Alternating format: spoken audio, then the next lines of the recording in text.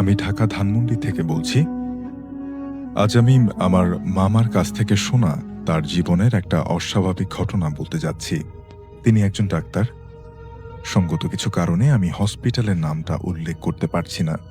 তার প্রতিদিন যে কোনো একটা শিফটে কাজ করতে হয়। সেদিন তার শিফট ছিল নাইটে। হসপিটালটা বাসা থেকে খানিকটা দূরে হওয়ায় সে হসপিটালের ঠিক পেছনেই হোস্টেলে থাকতেন। সেদিন রাতে হসপিটালে তেমন কোনো পেশেন্ট ছিল না, অনেকটা খালি বলা যায়। তিনি নার্সদের ডেকে বললেন, আমি হোস্টেলে যাচ্ছি, জরুরি হলে আমাকে ডেকো। এই বলে তিনি হোস্টেলের দিকে যাচ্ছিলেন। যেহেতু হোস্টেলটি ছিল একদম হসপিটালের পেছনে, তাই সেখানে যাওয়ার জন্য শর্টকাট রাস্তা হচ্ছে হসপিটালের দোতলায় উঠে বাঁ দিকের লন ধরে সোজা গেলেই নিচের গেট থেকে বের হলেই হোস্টেল। অর্থাৎ হসপিটালে দেখবেন যে বিভিন্ন করিডোর থাকে, একটার সাথে আরেকটা, বিভিন্ন ইউনিটের সাথে, আহ, এক একটা ওয়ার্ডের সাথে, এমার্জেন্সি ওয়ার্ডের সাথে একটা ওয়ার্ডের দেখবেন যে একটা করিডোর থাকে, এবং দোতলা থেকে তেমন একটা করিডোর বা লন, সেখান থেকে হেঁটে গিয়ে সিঁড়ি থেকে নেমে গেলেই সেখানেই হোস্টেলটা। যেমন ভাবা তেমন কাজ। উনি দোতলায় উঠে বাঁদিকের লন ধরে সোজা হাঁটতে শুরু করলেন। পুরো ফাঁকা লম্বা লেন, খানিকটা অন্ধকার। তিনি একাই হেঁটে যাচ্ছিলেন। সেখান থেকে খানিকটা হাঁটার পরে তিনি একজন মানুষকে দেখতে পেলেন, যিনি একটা লুঙ্গি পরে হাঁটু উঁচু করে দুহাতের মাঝে মাথা নিচু করে বসে আছে। অর্থাৎ সেই ফাঁকা লেনটা দিয়ে যেতে যেতে তিনি একজনকে দেখতে পেলেন, যিনি কিনা লুঙ্গি পরে হাঁটু উঁচু করে বসে দুহাতের মাঝখানে মাথা রেখে বসে আছেন। তিনি তার কাছে গেলেন, যে লোকটাকে জিজ্ঞেস করলেন যে, ভাই কি হয়েছে আপনার, কোনো সমস্যা? লোকটা মাথা উঠিয়ে মামাকে বললেন, স্যার আমাকে একটু সাহায্য করেন স্যার। মামা মনে মনে ভাবছিলেন, তিনি নার্সদের যখন জিজ্ঞেস করেছিলেন যে কোনো রোগী আছে কিনা, তারা বলেছিলেন যে নেই। তার মনে মনে নার্সদের উপর রাগ হলো। তারপর সে ওই লোকটাকে বললেন, চলেন ভাই, আমাকে আপনার রোগীর কাছে নিয়ে চলেন। লোকটা আগে আগে, মামা তার পিছু পিছু হাঁটতে লাগলো। তারপর লোকটা একটা কেবিনের সামনে দাঁড়িয়ে আঙুল দিয়ে মামাকে একটা বেড দেখিয়ে দিলেন। মামা কেবিনে ঢুকে দেখলেন, একজন বোরকা পরিহিত মহিলা রোগীর সাথে বেডে বসে আছেন, আর মেঝেতে দুইটা বাচ্চা খেলছে। এই দেখে তার আরো রাগ হলো। তিনি জোর গলায় বললেন, আপনার এখানে কি করছেন? রোগীর পাশ থেকে সরে দাঁড়ান। তারপর মহিলাটি বলে উঠলেন, স্যার উনি তো মারা গিয়েছেন, প্রায় 40 মিনিট হবে। এই বলে তিনি কান্নাকাটি করা শুরু করলেন।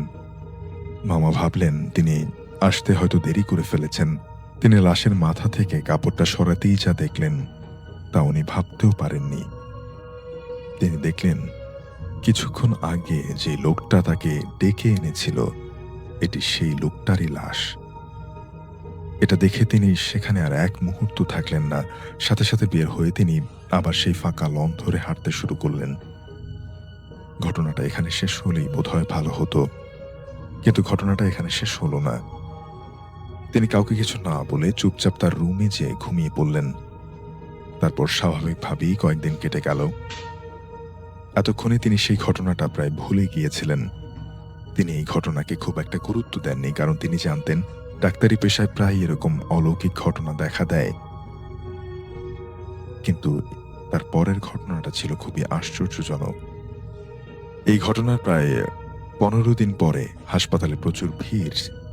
সেদিন তার ডে শিফট ছিল। তিনি লন দিয়ে মানুষদের চাপিয়ে চাপিয়ে যাচ্ছিলেন। যে লনটি পার হতে 3-4 মিনিট সময় লাগে, সেই লনটা পার হতে আজ 7-8 মিনিট লাগছে ভিড়ের জন্য। তিনি যখন ভিড়ের মাঝে হাঁটছিলেন, তখন ভিড়ের মাঝ থেকে একজন তার সামনে এসে বললেন, কি স্যার, সেদিন যে সাহায্য করতে বলেছিলাম করলেন না, তা আজ একটু সাহায্য করেন, তাহলে আসেন আমার সাথে। এই বলে লোকটা ভিড়ের মাঝে হারিয়ে গেল। মামা দ্রুত লন থেকে নেমে ক্যান্টিনে যেয়ে কাউকে কিছু না বলে চুপচাপ বসে ভাবতে লাগলেন যে কি হচ্ছে আমার সাথে।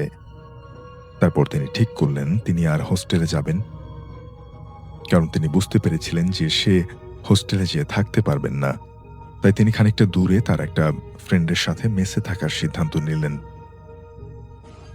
তিনি রোগী দেখা শেষ করে সন্ধ্যায় রওনা হলেন। যেহেতু খুব একটা দূরে না, তাই তিনি একটা রিক্সা নিলেন। তিনি রিক্সায় উঠে তার বন্ধুকে ফোন দিয়ে বললেন, রিক্সাওয়ালার চেহারা ঠিক মতো দেখা যাচ্ছিল না। শীতের সময়, তাই রিক্সাওয়ালা একটা চাদর পেঁচিয়েছিলেন। কিছুটা যাওয়ার পর রিক্সা থামল। তিনি ভেবেছিলেন যে তিনি তার গন্তব্যে পৌঁছে গিয়েছেন, তাই তিনি রিক্সা থেকে নেমে পড়লেন। তারপর একটা 20 টাকার নোট রিক্সা চালকের দিকে বাড়িয়ে দিতেই লোকটা তার চাদর সরিয়ে দেখলেন, দিয়ে বললেন, কি স্যার, 2 বার তো ফিরিয়ে দিলেন, এখন না করেন না। তারপর তিনি তার মামার হাতে একটা 10 টাকার নোট ধরিয়ে দিয়ে রিক্সা টান দিয়ে চলে গেলেন। মামা কিছু বুঝতে পারলেন না। দ্রুত পায়ে তার বন্ধুর বাসায় চলে আসেন। তার একজন বন্ধু ছিল, আর একজন ছিল ডিউটিতে। তারপর তার হাতে থাকা রিক্সাওয়ালার দেয়া সেই 10 টাকার নোটটা খুলে দেখলেন সেখানে একটা ঠিকানা লেখা আছে।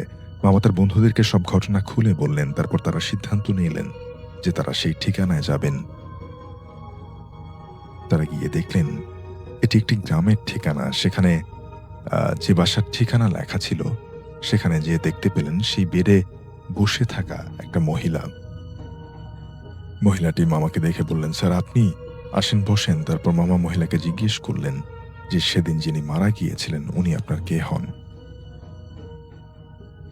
ওই মহিলা বলল যে উনি আমার হাজব্যান্ড। মামা জিজ্ঞেস করলেন, কি করতেন উনি? মহিলা বললেন যে উনি রিক্সা চালাতেন। উনি মারা যাওয়ার পরে ওনাদের সংসারে অনেক অভাব আসে। এবার মামা বুঝতে পারলেন যে সেই লোকটি তাকে বারবার সাহায্যের কথা বলেছিলেন। প্রিয় লিসেনার্স, এই মুহূর্তে যে ঘটনাটি আমি আপনাদের সাথে শেয়ার করতে যাচ্ছি, এই ঘটনাটি আমাকে পাঠিয়েছেন ভারতের পশ্চিমবঙ্গ রাজ্যের উত্তর 24 পরগনা জেলার স্বরূপনগর থানার 16 শারপুল ডাকবাংলো গ্রামের মোহাম্মদ ফিরোজ ইসলাম গাজী ভাই। তিনি চমৎকার একটি ঘটনা আমাদেরকে পাঠিয়েছেন, যে ঘটনাটি তিনি তার দাদার মুখে শুনেছিলেন। ঘটনাটি আজ থেকে 22 বছর আগের ঘটনা। সময় 2000 সাল। সময়টা ঠিক এখনকার মতো বর্ষাকাল ছিল।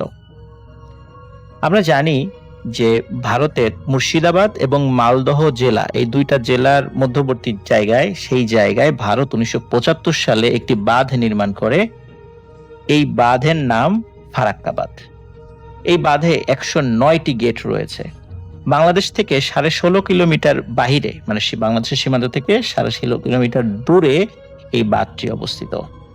কলকাতা বন্দরকে চালু করার জন্য বা সচল রাখার জন্য মূলত এই বাঁধটি নির্মাণ করা হয়েছিল। কিন্তু এই বাঁধ নির্মাণের ফলে খোদ ভারতের পশ্চিমবঙ্গই বিভিন্ন সময় বন্যায় কবলিত হয়েছে। আর পানির যখন প্রচন্ড চাপ থাকে, তখন ভারত এই বাঁধের বিভিন্ন দরজা খুলে দেয়। কারণ যদি খুলে না দেয় তাহলে ভারতের অংশে ভয়াবহ বন্যা দেখা দেয়, আর যখন খুলে দেয় তখন আমাদের এই অংশে ভয়াবহ বন্যা দেখা দেয়। তার মানে এই বাঁধটি উভয় দেশের জন্যই আসলে গলার কাটা। যাই হোক, 2000 সালে যখন ভয়াবহ বন্যা পরিস্থিতি সৃষ্টি হয়, ভারত তখন এই ফারাক্কা বাঁধ খুলে দেয়, যার ফলে কি হয়, বাংলাদেশের অঞ্চলও বন্যা কবলিত হয় এবং ভারতের পশ্চিমবঙ্গ, মালদহ, উত্তর 24 পরগনা জেলার বিভিন্ন গ্রাম বন্যার পানিতে তলিয়ে যায়। তো সময়টা এমন ছিল যে এতটা পানি হয়েছিল যে আশেপাশে উঁচু স্থান খুব কমই পাওয়া গিয়েছিল। আর ওই গ্রামের একজন মানুষ, তার নাম ছিল গোবিন্দ বিশ্বাস। উনি হঠাৎ মারা যান এই বন্যার মধ্যে। আর মূল ঘটনা মূলত এই গোবিন্দ বিশ্বাসকে কেন্দ্র করেই। উনি মারা গিয়েছিলেন স্বাভাবিকভাবেই, তবে সমস্যা যেটা হয় সেটা হলো ওনাকে দাহ করা নিয়ে। কারণ সাধারণত গ্রামের শ্মশানগুলি নদীর ধারে হয়, আর তখন বন্যার কারণে কোথায় নদী কোথায় শ্মশান সবই পানির নিচে। শ্মশান, কবরস্থান সবকিছুই তলিয়ে গেছে। আর আগেই বলেছি, ঘটনার সময় কিন্তু ভরা বর্ষাকাল। তাই ঠিক করা হলো গ্রামের মাঠে যতদূর পর্যন্ত পানি উঠেছে তার থেকে কিছুটা দূরে তাকে দাহ করা হবে এবং কাজ শেষ হলে চিতার অবশিষ্ট অংশ ওই পানিতেই বিসর্জন দেওয়া হবে। তো এই পরিকল্পনা অনুযায়ী চিতা সাজিয়ে তার উপরে লাশকে শুইয়ে চিতায় আগুন দেওয়া হলো। ভালোভাবে আগুনও জ্বলছিল। এমন ভাবে 15-20 মিনিট চিতা জ্বলার পর হঠাৎ বৃষ্টি শুরু হয়। ঘটনা কিন্তু দিনের বেলা, এবং বৃষ্টির পানিতে চিতা নিভে যায়। এমন অবস্থায় যারা দাহ করতে গিয়েছিল তারা একে একে সবাই গ্রামে ফিরে আসে। মাত্র 8 থেকে 10 জন মানুষ যারা ওই লাশের অত্যন্ত কাছের ছিল, শুধু তারাই ওখানে ছিলেন। তো যাই হোক, বৃষ্টি মাথায়, খোলা আকাশের নিচে চিতা পুনরায় জ্বালানোর চেষ্টা করা হয়েছিল, কিন্তু আসলে কাঠগুলো এতটাই ভিজে গিয়েছিল কোনোভাবেই নতুন করে সেখানে আর কাঠ আনাও সম্ভব ছিল না, আর ওই কাঠ জ্বালানোও সম্ভব ছিল না। কিন্তু লাশ তো পুরোপুরি পড়েনি। এখন এই আধপোড়া লাশ তারা কি করবে? ওখানে যে পুরোহিত ছিল, কারণ আমরা জানি যখন লাশ দাহ করা হয় সেখানে একজন পুরোহিত থাকে, তো তার সাথে পরামর্শ করলো সবাই।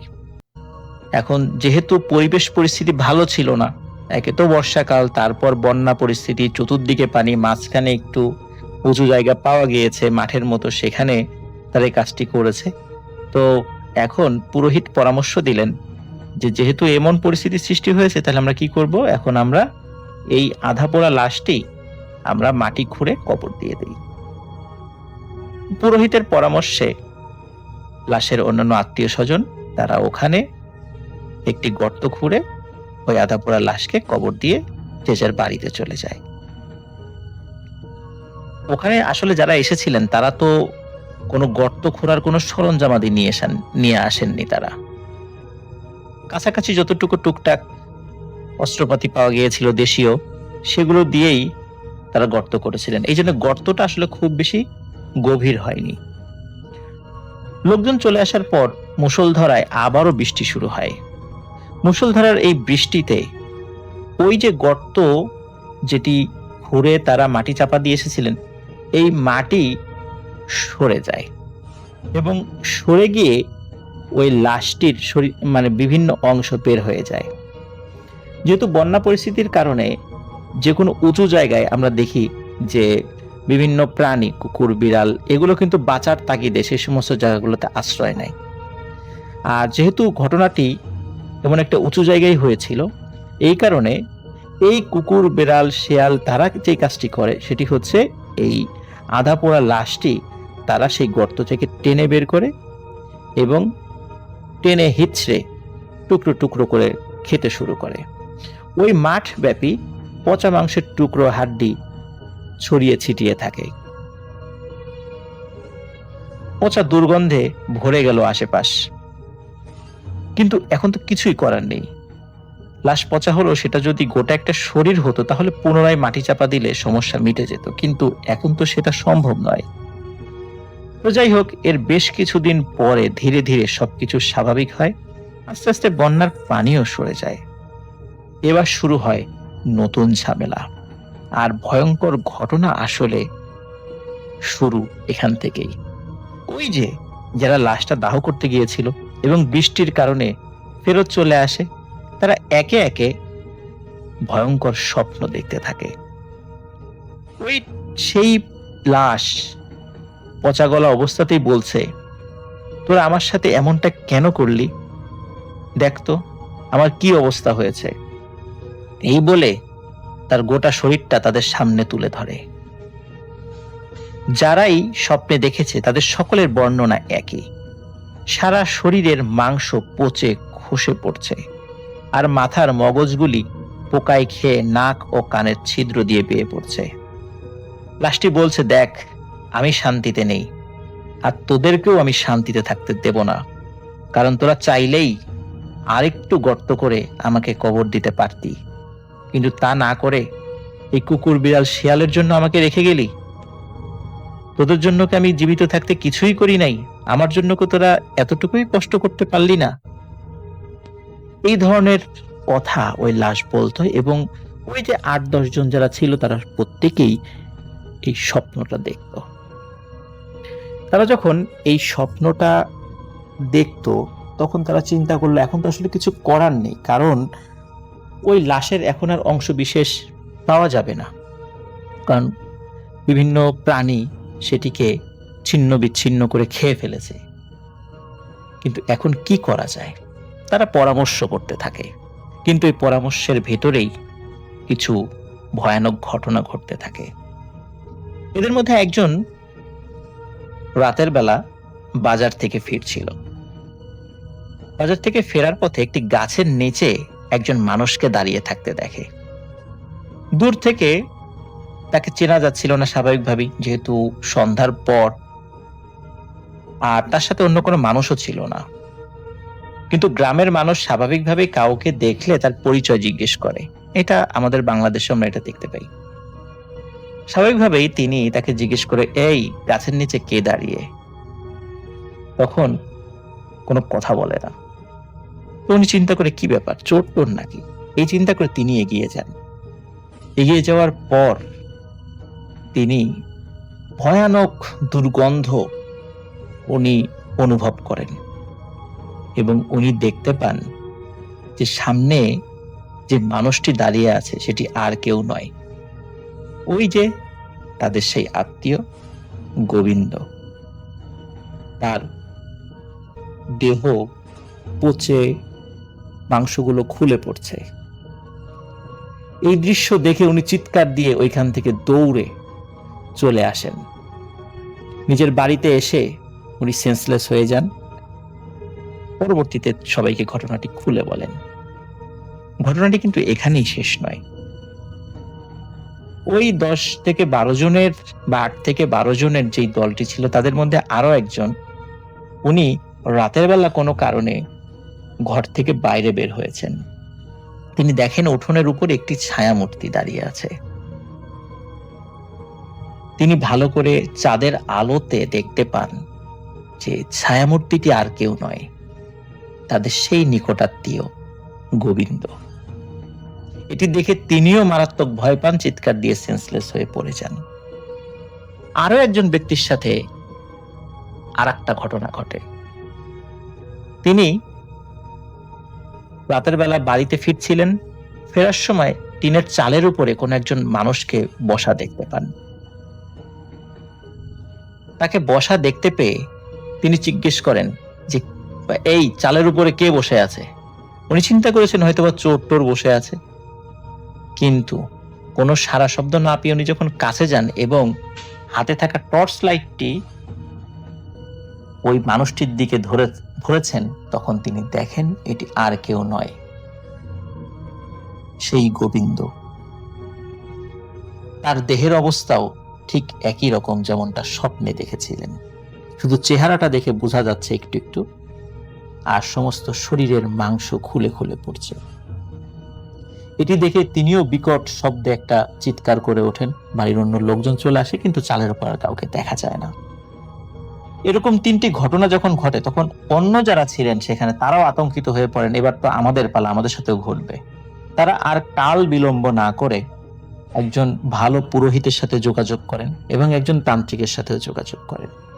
তারা পরামর্শ দেন যে আসলে এভাবে লাশ ফেলে আসা ঠিক হয়নি, কারণ যে যেই ধর্মের মানুষই হোক, সে মারা যাওয়ার পর একটা প্রপার সৎকার করা, এটা অন্য মানুষের উপর দায়িত্ব হয়ে পড়ে।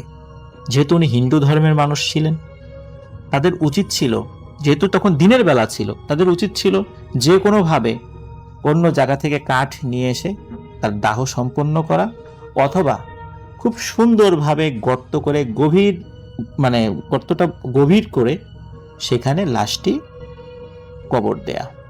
কিন্তু তারা দায়সারাভাবে কাজটি করেছে, এই জন্য এই ঘটনাগুলো ঘটছে। যাই হোক, এখন সেই পুরোহিত এবং তান্ত্রিক পরামর্শ দেন যে তাদের ধর্মের যে রিচুয়ালগুলো রয়েছে, যেমন শ্রাদ্ধ, তারপর পিণ্ডিদান, আত্মার শান্তির জন্য ওই যজ্ঞ ইত্যাদি যে জিনিসগুলো রয়েছে সেগুলো করার জন্য। এবং এগুলো করার পর সত্যি ওখানে আরো যারা ছিলেন, এই 12 জন, 8 থেকে 12 জনের মধ্যে যারা ছিলেন, তাদের সাথে আর কোনো ঘটনা ঘটেনি, সবকিছু ঠিক হয়ে যায়। আসসালামু আলাইকুম রাসেল ভাই, আশা করছি আপনি ভালো আছেন। তো রাসেল ভাই, আজকে আমি যে ঘটনাটি আপনার সঙ্গে শেয়ার করছি, এটা একটা অ্যাম্বুলেন্সের ঘটনা। যেই ঘটনাটা আমাদের এলাকার একজন অ্যাম্বুলেন্স ড্রাইভারকে নিয়ে।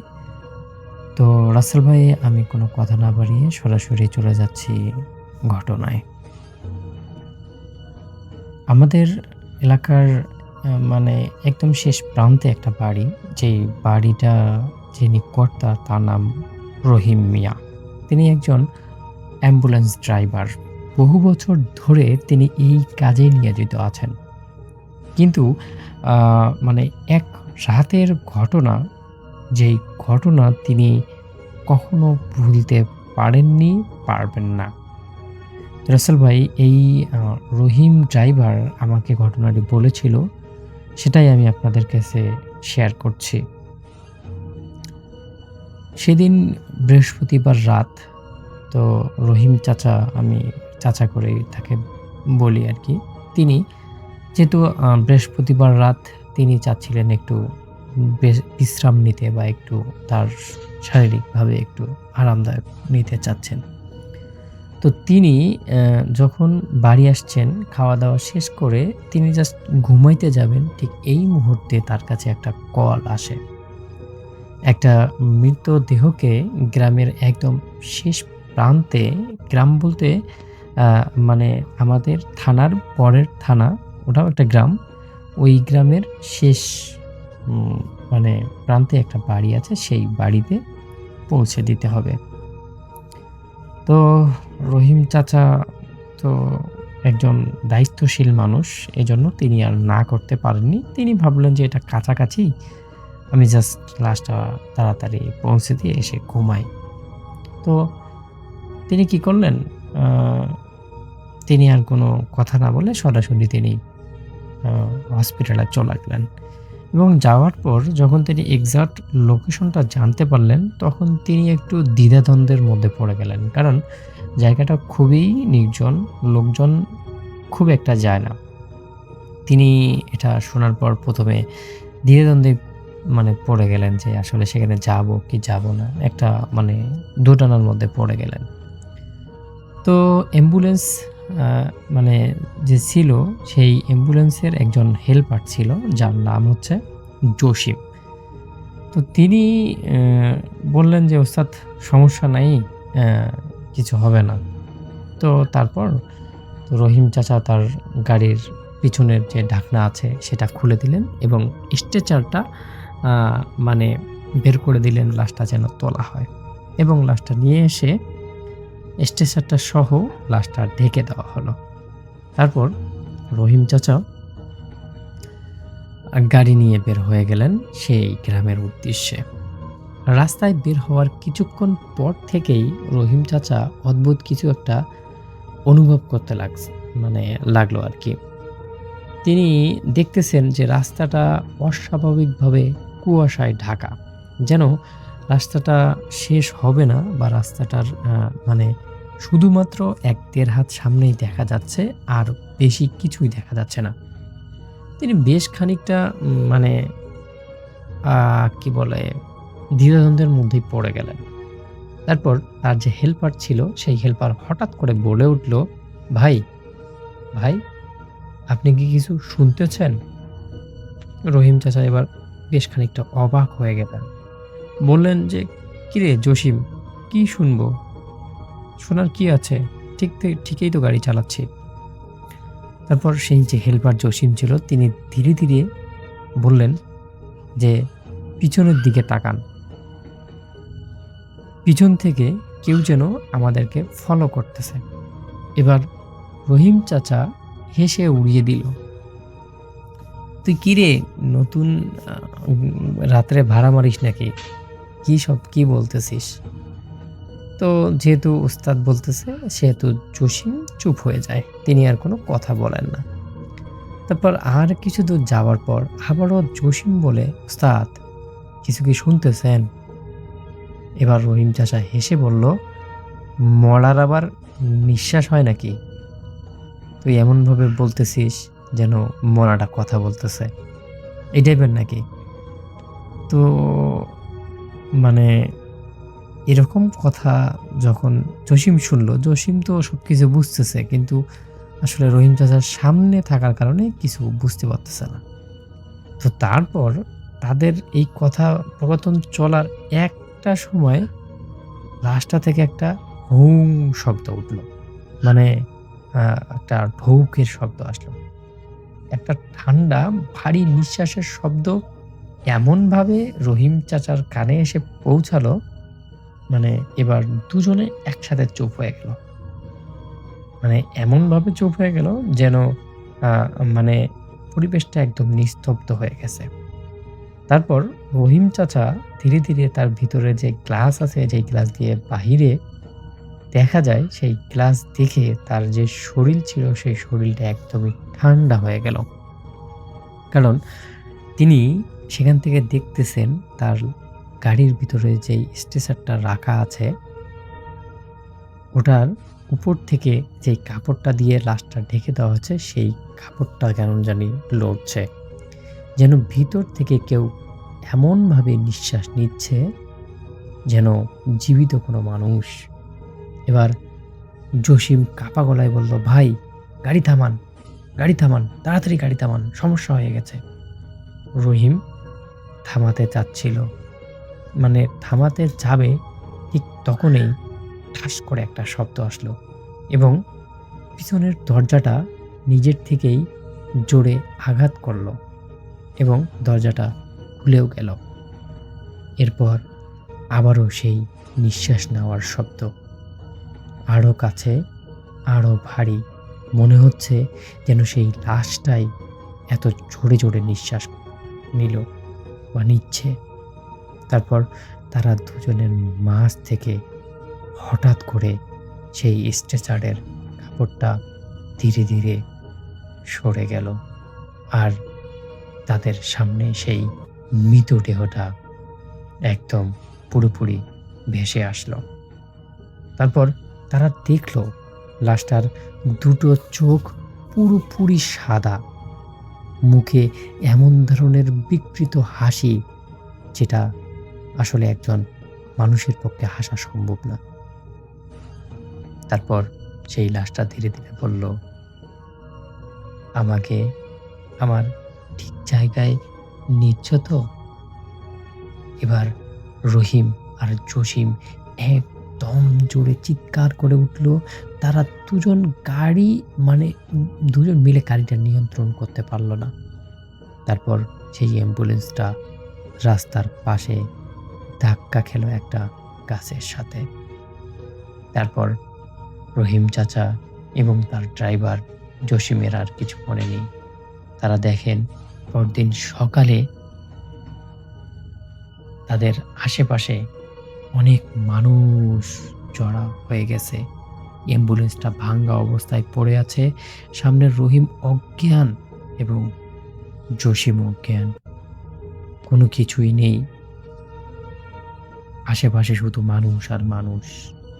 সবাই দেখতে আসছে এই অ্যাম্বুলেন্সটাকে। তারপর জসিম এবং রহিম কাকাকে জাগানো হলো। তারা দুজনকে জিজ্ঞাসা করা হলো, "এত রাত্রে তোমরা এখানে কেন?" তখন তারা গত রাত্রের ঘটনা সবটাই খুলে বলল। তারপর সেখান থেকে অ্যাম্বুলেন্সের মানে তথ্য জানার জন্য হসপিটালে কল করা হলো। কিন্তু হাসপাতাল থেকে এরকম কোনো তথ্যই দেওয়া হয়নি। গত রাত্রে কোনো লাশই তারা ডেলিভারি করেনি। তারপর রহিম চাচা আরো বেশি ভয়ানকভাবে ভয় পেয়ে যায়। তাহলে গত রাত্রে আমরা কিভাবে, কোন জিনিস নিয়ে এতদূর পর্যন্ত আসলাম? এই সব কিছুই তার মাথার উপর দিয়ে যাচ্ছে। তিনি কোনোভাবেই তার মাথাকে শান্ত করতে পারছে না। তারপর রহিম চাচা এবং জসিমকে গ্রামের একজন ভালো হুজুরের কাছে নিয়ে যাওয়া হয় এবং হুজুর তাদেরকে দেখে তাদের অবস্থার কথা শুনে ভালো করে তাবিজ পরিয়ে দেয় এবং ৩ দিনের পানি খাওয়ার জন্য পানি পড়া দিয়ে দেয়। এটা কাহিনী হওয়ার পর থেকে রহিম চাচা তার যে অ্যাম্বুলেন্স ছিল সেই অ্যাম্বুলেন্সটা বিক্রি করে দেয় এবং রাত্রের বেলায় তার যত রকমের কাজকর্ম আছে সব কাজকর্মই বন্ধ করে দেয়। আমাদের এলাকার লোকেশন যদি আপনাদেরকে বলি তাহলে আপনারা হয়তো লোকেশনে চলে আসবেন। আর আপনাদেরকে বলে রাখি যে সেই রহিম চাচা এখনো জীবিত আছে, জসিমও জীবিত আছে। কিন্তু তারা এই পেশার সাথে আর জড়িত নেই। তো রাসেল ভাই, এটাই ছিল ঘটনা। ভালো থাকবেন, সুস্থ থাকবেন। আপনার মঙ্গল কামনা করে শেষ করছি। আল্লাহ হাফেজ। আজ আপনাকে যে ঘটনাটি লিখে পাঠাচ্ছি সেটা আমার কলেজের এক বান্ধবীর কাছ থেকে শোনা। সে আমাকে যেভাবে বলেছিল আমি ওভাবেই বলার চেষ্টা করছি। যদি ভালো লাগে পড়ে শোনাবেন। আমার বয়স যখন ৬ বা ৭ মতো, তখন থেকেই আমার কেমন জানি একটা বিষয় অস্বস্তি হতে শুরু করে। ঠিকমতো ঘুমোতে পারতাম না। ঘুমের মধ্যে বারবার শুধু মনে হতো কেউ যেন আমাকে ধাক্কা দিয়ে খাট থেকে ফেলে দিচ্ছে। চোখ খুললে দেখতে পেতাম আমি ফ্লোরে পড়ে আছি। খেলতে গেলেও শুধু বারবার পড়ে যেতাম। কে যেন পা ধরে আটকে রাখার চেষ্টা করত। সন্ধ্যার পরে একা বাড়ির বাইরে যেতে পারতাম না। আমি যখন ক্লাস 3-তে পড়তাম তখন একদিন স্কুল থেকে ফিরে আসার পথে একটা অদ্ভুত ঘটনা ঘটে। রাস্তার দুধারে শিরীষ আর মেহগনি গাছ, মাঝখানে মাটির রাস্তা। হঠাৎ একটা কাশির শব্দ শুনে ঘাড় ফিরিয়ে পেছনে ফিরে তাকালাম। আশেপাশে কোথাও কোনো লোকজন নেই। আবার হাঁটতে লাগলাম। এবার আচমকা কেউ যেন আমার বাম হাতটা ধরে বসল। আমি চমকে উঠে একটা ঝটকা মেরে হাতটা ছাড়িয়ে নিতে চেষ্টা করলাম, তবে সে হাতের জোর ছিল অনেক। আমি কোথাও কাউকে দেখতে পাচ্ছিলাম না, অথচ স্পষ্ট বুঝতে পারছিলাম যে কেউ আমার হাতটা ধরে রেখেছে। সে এতটাই গরম ছিল সেই হাতটা যে মনে হলো আরেকটু হলেই আমার হাতের চামড়া পুড়ে যাবে। আমি প্রচন্ড ভয় পেয়ে কাঁদতে শুরু করি। তখন হঠাৎ করে সেই হাতটা নিজে থেকেই আমাকে ছেড়ে দেয়। আমি এক দৌড়ে বাড়ি গিয়ে সবকিছু আম্মুকে খুলে বলি। এরপর বাড়িতে একজন হুজুর আসেন। তিনি আমাকে বলেন সম্ভবত আমার সাথে কোনো একটা জিন আছে, তবে সে কোনো খারাপ জিন নয়। যতক্ষণ না আমরা তাকে আমার থেকে দূরে সরানোর চেষ্টা করছি ততক্ষণ সে কোনো ক্ষতি করবে না। এরপর থেকে আরো অনেকবার আমি তার উপস্থিতি টের পেয়েছি। মাঝে মাঝে খুব ভয় লাগতো, তবে বয়স বাড়ার সাথে সাথে সেই ভয়টা কমে যেতে শুরু করে। ম্যাট্রিক পাশ করার পরে আমি যখন ছুটিতে নানার বাড়ি গিয়েছিলাম তখন সেখানে আমার একটা নতুন বান্ধবীর বানিয়েছিলাম। তার নাম ছিল বন্যা। একবার বন্যার বাবা আর মা 2-3 দিনের জন্য বাড়ির বাইরে কোথাও বেড়াতে যান। বন্যা আমার নানিকে অনেক অনুরোধ করার সত্ত্বেও নানি কিছুতেই তার সাথে তাদের বাড়িতে থাকতে দিতে রাজি হয়নি। আমার নানি সাধারণত এরকম রুরু স্বভাবের না। আমি নানিকে বললাম যে নানি, তুমি এমন করছো কেন? ওই পাশেই তো ওদের বাড়ি, কি সমস্যা? নানি তখন বলেন, ওদের বাড়ির আশপাশ ভালো না, তোর থাকা লাগবে না। আমি তখন বললাম, কি সমস্যা ওদের ওখানে?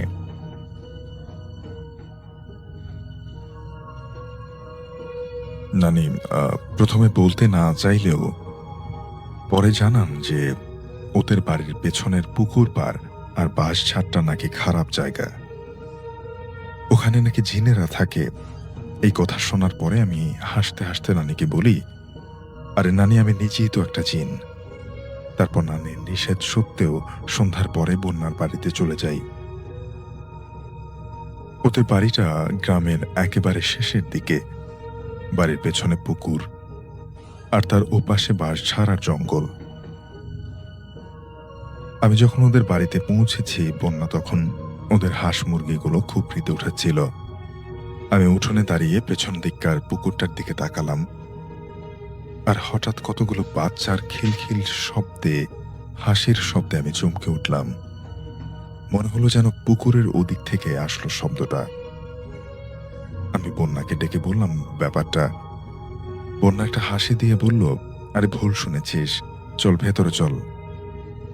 আমি কিছুতেই মানতে পারলাম না বিষয়টা। যা হোক, রাতের খাওয়া দাওয়া শেষ করে বিছানা ঠিক করে নিলাম। গ্রাম অঞ্চল, এই জন্য বাথরুমগুলো সচরাচর বাড়ির আঙিনার বাইরে হয়। দুজন মিলে বাইরে বেরোলাম।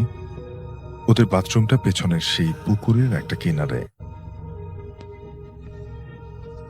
আমি বাইরে দাঁড়িয়েছিলাম, চারপাশে অজস্র ঝিঝি পোকার ডাকে মাথা ধরার মতো অবস্থা।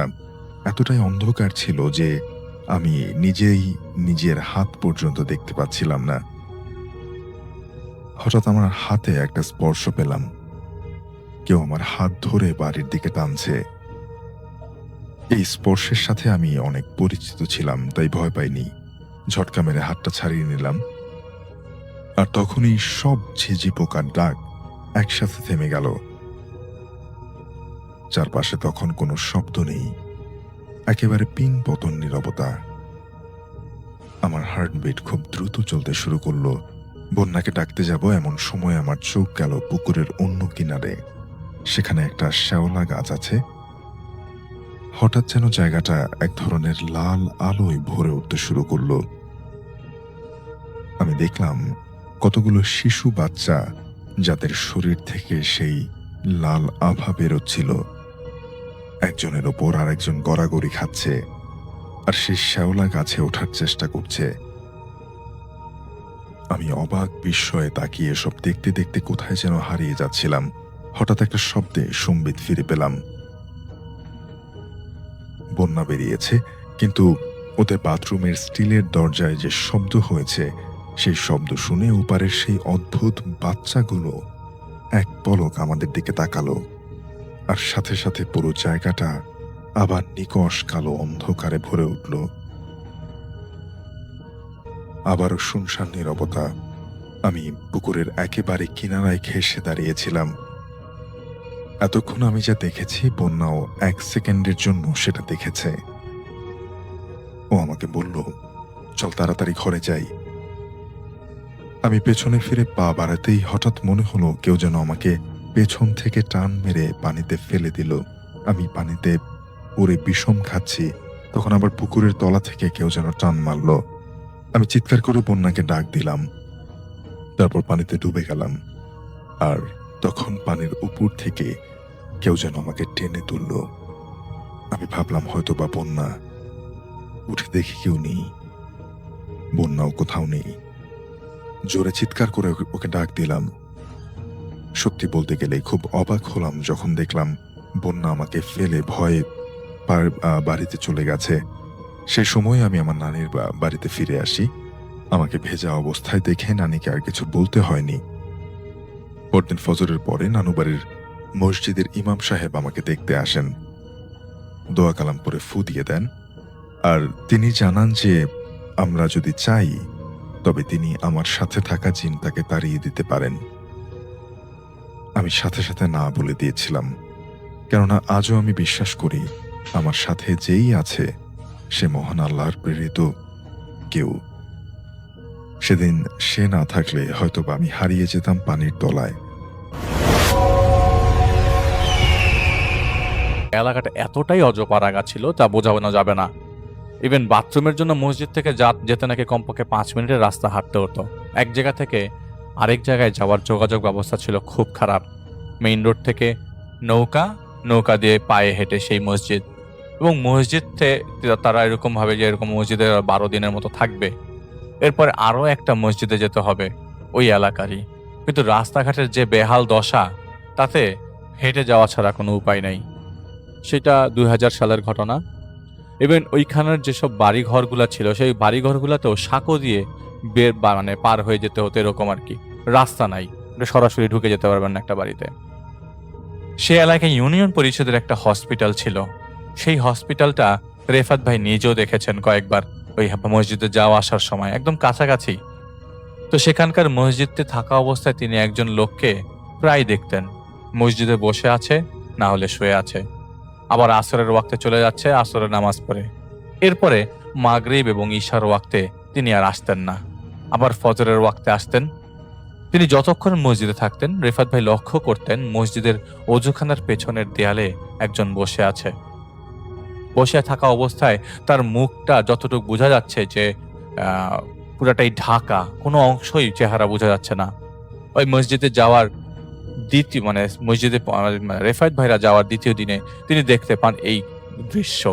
এমন না অন্য কেউ দেখতে পাচ্ছে।